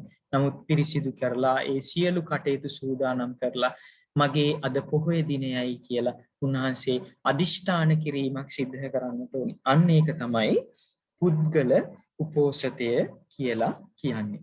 එහෙමනම් මම හිතනවා දැනට වෙලාව රාත්‍රී 7:23යි. මම හිතනවා අදට මේ සාකච්ඡාව ප්‍රමාණවත්. අපි ඊළඟ දවසේ මෙතනින් එහාට සාකච්ඡාව ඉදිරියට අරගෙන යමු. අද කරපු සාකච්ඡාවට අදාළ වැඩිදුර විස්තර වැඩිදුරටත් කියවන්නට අවශ්‍ය නම් මම ඔයයන්ට මතක් කරනවා අපි මේ ප්‍රාතිමෝක්ෂ විවරණය කියන පොතේම පිටු අංක 111 සිට පිටු අංක 126 දක්වා ඒ පිටු අධ්‍යයනය කරන්න කියන එක මම මතක් කරනවා. එහෙමනම් ස්වාමීන් වහන්සේ මට ප්‍රශ්නයක් තියෙනවා අහන්න පුළුවන්ද ස්වාමීන් වහන්සේ? අහන්න පුළුවන්. ගරුතර පූජනීය ස්වාමීන් වහන්සේ අවසරයි. දැන් අපි පිටරටකට කියන්නේ බුරුම වගේ රටක භික්ෂුණී ශාසනයක් නැහැනේ. දැන් මම ඉන්නකොට දැන් උපෝසත දිනේ ඒ කට්ටිය ප ဋ ාණි දේශනා කළා උපෝසත විනය කර්මය අපිට දිනක් ගහලා තියෙනවා මේ අපේ දාන මේ හොස්ටල් එකේ. ඉතින් මේ කුටිවල එතකොට උපෝසතේ අපි දැන් මන් කරේ ගොඩක් වෙලාවට අදිෂ්ඨාන උපෝසතනේ කරන්න පුළුවන්. උපෝසතාගාරයකුත් නැහැ. මම බෝධිමළුවට ගිහිල්ලා බුදුමෙදුරට ගිහිල්ලා තමයි පාතිමෝක්ෂයේ මේව කළා කරේ. ඒක වරදක් තියද නැද්ද කියන එක මට දැනගන්න ඕන. මට වෙන කරන්න කිසිම විදියක් නැහැ. ඒකේ ගැටලුවක් නෑ. එතන අපි බුදුරජාණන් වහන්සේගේ පැනවීමට අවනත වුණා කියන එක අපි බොහොම ගරු කටයුතු ලෙස සලකන්නට ඕන. ඉතින් භික්ෂුණියක් හැටියට ඔබතුමියට ඒ අවස්ථාවට අදාළව ඔබතුමියට සිදු කරන්න පුළුවන් හොඳම දේ තමයි ඔබතුමිය එතන සිදු කරලා තියෙන්නේ. ඉතින් ඒ නිසා එහි වරදක් දකින්නට බෑ, දොසයක් දකින්නට බෑ. ඉතින් ඒ ඔබතුමියට ඒ වෙලාවේ හැටියට සිදු කරන්න පුළුවන් වෙලා තියෙන අදිෂ්ඨාන උපෝසතය. ඉතින් එහි වරදක් නැහැ කියන එක තමයි අපිට කියන්නට වෙන්නේ. බොහොම පිං ස්වාමීන් වහන්සේ. හොඳයි. සමහර විට මගේ හිතේ ගැටලුවක් තිබුණා මට කරන්න වෙනම දෙයක් නැහැ. මම එහෙම කරායේ ඒකේ වරදක් තියද කියන එක දැනගන්න තමයි. නෑ, එතන අපි බුදුරජාණන් වහන්සේ අපිට පනවලා තියෙනවා මේ විදිහට සිදු කරන්න කියලා. එතකොට ඔබතුමිය බුදුරජාණන් වහන්සේගේ ඒ ප්‍රඥප්තියට ගරු කිරීමක් එතන සිදු කරලා තියෙනවා. ඉතින් එහි තුල බුදුරජාණන් වහන්සේට අවනත වීමක්, ගරු කොට සැලකීමක් සිදු වෙලා තියෙනවා. එය ඇත්තටම Tamanගේ ශ්‍රද්ධාවේ තියෙන වටිනා ලක්ෂණයක් හැටියට තමයි අපිට දකින්න පුළුවන් වෙන්නේ. බොහොම පිං ස්වාමීන් තවත් මොනවා හරි ගැටලු තියෙනවද අපි කරපු සාකච්ඡාවට අදාළවද? ස්වාමීන් වහන්සේ අවසරයි. ස්වාමීන් වහන්සේ අවසරයි. ස්වාමීන් වහන්සේ මේ භික්ෂුණීන් වහන්සේලා අවවාද ලබා ගන්නේ අර පොහොය අර චාතුද්දසී පන ඒ පොහොය දිනේ වලට පෙර දිනේදීද ඒ වගේම ඊට පස්සේ ඒ පොහොය දිනේදී සීමාවට රැස් වෙන්නේ භික්ෂුන් වහන්සේලා පමණක්ද ස්වාමීන් වහන්සේ?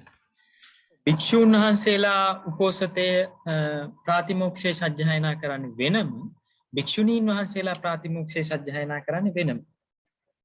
එතකොට මම කලින් සඳහන් කළා ඇත්තටම මේ දැන් චාතුද්දසී පොහොයක් නම් දින 14කට වරාවක් එළඹෙන පොහොයක් නම් 13 වෙනි දිනේ තමයි භික්ෂුණීන් ගිහිලා ඒ අවවාද ලබා ගැනීම සිද්ධ කරන්නේ. පනරසී පොහොයක් නම් දින 15කට වතාවක් යෙදෙන පොහොයක් නම් දින 13කට වතාව සමාවෙන 14 වෙනි දිනේට ගිහිලා තමයි ඒ අවවාද ලබා ගැනීම සිද්ධ කරන්නේ. එතකොට අපි අවසරයි බොහොම පිං සංසය. ඒ කියන්නේ දැන් අපි කියමුකෝ එහෙමනම් භික්ෂුන් වහන්සේලාටයි භික්ෂුන් වහන්සේලා වෙන වෙනම පොහොය කර්මය කරන්න සීමා දෙකක් එහෙමනම් තියෙන්න ඕනේ නේද ස්වාමීන් වහන්සේ එහෙමනම්? ඔව්. හොඳයි සංසය බොහොම පිං. ත්වන් සරණයි. ස්වාමීන් වහන්සේ ගරු ස්වාමීන් වහන්සේ අවසරයි. අද කාලේ මේ පොහොය සිද්ධ වෙන්නේ තම තමන්ගේ පන්සල තුලද පොහොය කියන්නේ පොහොය දෙන ඒ කියන්නේ පුරපසළොස්වක දවසක් අමාවක පොහොය දවසක්ද මේ කියන්නේ අවපුර කියලා සඳහන් වෙන්නේ. එහෙම නැත්නම් ස්වාමීන් වහන්සේලා එකතු වෙනවද? මට ඒක ගැන තව ටිකක් පැහැදිලි කරන්න පුළුවන්ද ස්වාමීන් වහන්සේ? හොඳයි. එතකොට දැන් අපි ඔය ඇත්තන්ගේ කටයුතු ගත්තොත් එහෙම ඔය ඇත්තන්ගේ පොහොය සතර පොහොය කියන එක භික්ෂූන් වහන්සේලාගේ පොහොය මේ අපි කියමු මෙතනට chart එක කියලා. මේ පොහොය යෙදෙන මේ සටහනට ඔය ඇත්තන් අද ගණනය කරන මේ සතර පොහොය කියන එක නෙමෙයි. මේ ගණනය කිරීම තුළ භික්ෂූන් වහන්සේලාගේ වෙනම ගණනය කිරීමක් තියෙනවා. එතකොට ඒ ගණනය කිරීම තුලින් තමයි ඔය ඇත්තන්ගේ ඔය අද කියන සතර පොහොය කියන එක ඒ යෙදීම වෙන්නේ. එතකොට බොහෝ වෙලාවට ඔය ඇත්තන්ගේ යෙදෙන ඒ පොහොය දවස්වල විශේෂයෙන් ඔය අමාවක පොහොය, පුරපසළොස්වක පොහොය දවස් සමහර වෙලාවට පන්නරසියට අමාවක දවසක් එන්න පුළුවන්. එහෙම නැත්නම් පුරපසළොස්වක පොහොයක් එන්න පුළුවන්. එහෙම නැත්නම් චාතුද්දසී පොහොයක් ගත්තොත් ඒ චාතුද්දසී පොහොයකට සමහර වෙලාවට පුරපසළොස්වක දවසක් එන්න පුළුවන්. අමාවක දවසක් එන්න පුළුවන්. එතකොට එහෙම නොවෙන්නත් පුළුවන්. ඒ කියන්නේ අපි හියමු දැන් පන්නරසී පොහොයක් එනවා. හැබැයි ඔය ඇත්තන්ගේ තියෙන අර සතර පොහොයින් එකඳු දවසක්වත් ඒ පන්නරසියට අදාළ නැහැ. හැබැයි සංඝයාගේ ඒ ගණනය කිරීම වලට අනුව මේ දින 15කට වතාවක් ආපු පොහොයක්. එහෙම නැත්නම් දින 14කට වතාවක් ආපු පොහොයක්.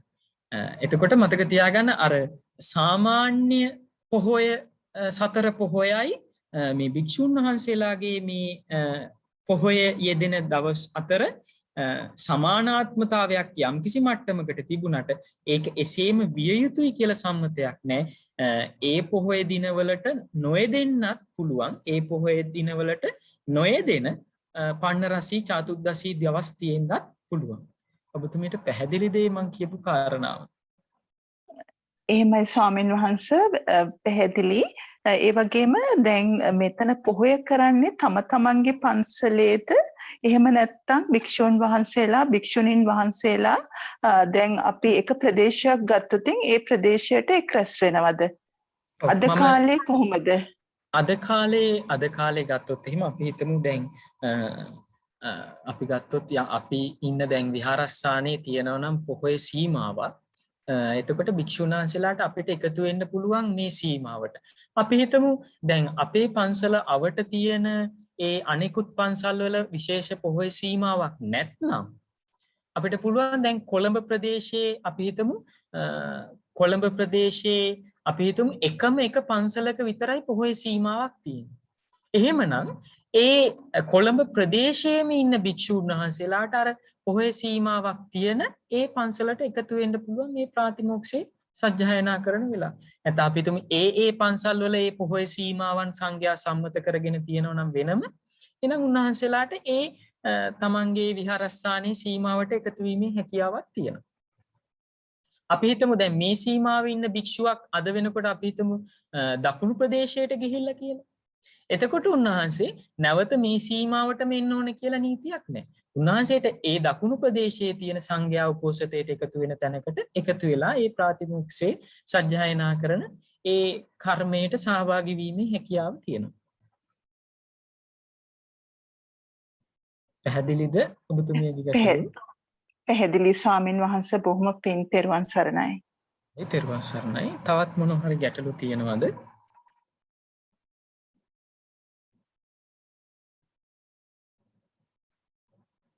මම හිතන්නේ එහෙමනම් අද සාකච්ඡාව සම්බන්ධයෙන් ගැටලුවක් ඉදිරිපත් වෙන්නේ නැහැ තව. එහෙමනම් අපි මේ වෙන විට අපේ සාකච්ඡාව එහෙනම් අවසන් කරමු. එහෙමනම් මේ වෙලාවේදී රැස් කරගන්නට යෙදුණු ඒ සියලු පින් අපි අනුමෝදන් කරමු. මේ ප ဋ ාණ ධර්ම සභාව ආරම්භ කොට වදාළ ඒ යාගොඩ ධම්මප්‍රභ ගෞරවනීය නායක මාහිමිපාණන් වහන්සේටත් ඒ වගේම උපවත් වී වැඩ වදාළ මාගේ ආචාර්ය උපාධ්‍යයන් වහන්සේලා ඇතුළු සිහි කටයුතු සියලු යතිවරයාණන් වහන්සේලාට මේ පින් අනුමෝදන් වේවා. උන්වහන්සේලා ප්‍රාර්ථනීය බෝධියකින් නිවෙත්වා අප හැම දිනාගේම සිහි කටයුතු සාංශාරික මේ පරලෝකීය ඥාතීන් මේ පින් අනුමෝදන් පරලොවින් සුවපත් වෙත්වා. සාදු සාදු සාදු. ඒ වගේම ගෞතම සම්බුද්ධ ශාසනය රකින්න දෙව්ගම පිරිස මේ පින් අනුමෝදන් වෙත්වා. පින් අනුමෝදන් වන දෙවියෝ වර්තමාන මේ ප ဋ ාණ ධර්ම සභාවේ අනුශාසකත්වයේ දරන කොරතොට වෙස්සබු ස්වාමීන්ද්‍රයන් වහන්සේ නායක මාහිමිපාණන් වහන්සේ ඒ වගේම මාගේ ආචාර්ය උපාධ්‍යයන් වහන්සේලා ඇතුළු දෙමාපියන් පොදුවේ මේ සාකච්ඡාවට සම්බන්ධ වෙන සියලු දෙනාටමත් ලෝකවාසී රටවාසී සියලු දෙනාටමත් සම්පූර්ණ දෙවියන්ගේ රැකවරණ ආශිර්වාද සලසා දෙත්වා. දෙවියෝ අප මේ රට සම්බුද්ධ ශාසනය යෙහින් රකිත්වා. සාදු සාදු සාදු. මන හැම දිනකටම තෙරුවන් සරණයි. තෙරුවන් සරණයි. බොහොම පිං ස්වාමින් වහන්සේ. තෙරුවන් සරණයි. තෙරුවන් සරණයි ස්වාමින් වහන්සේ. තෙරුවන් සරණයි.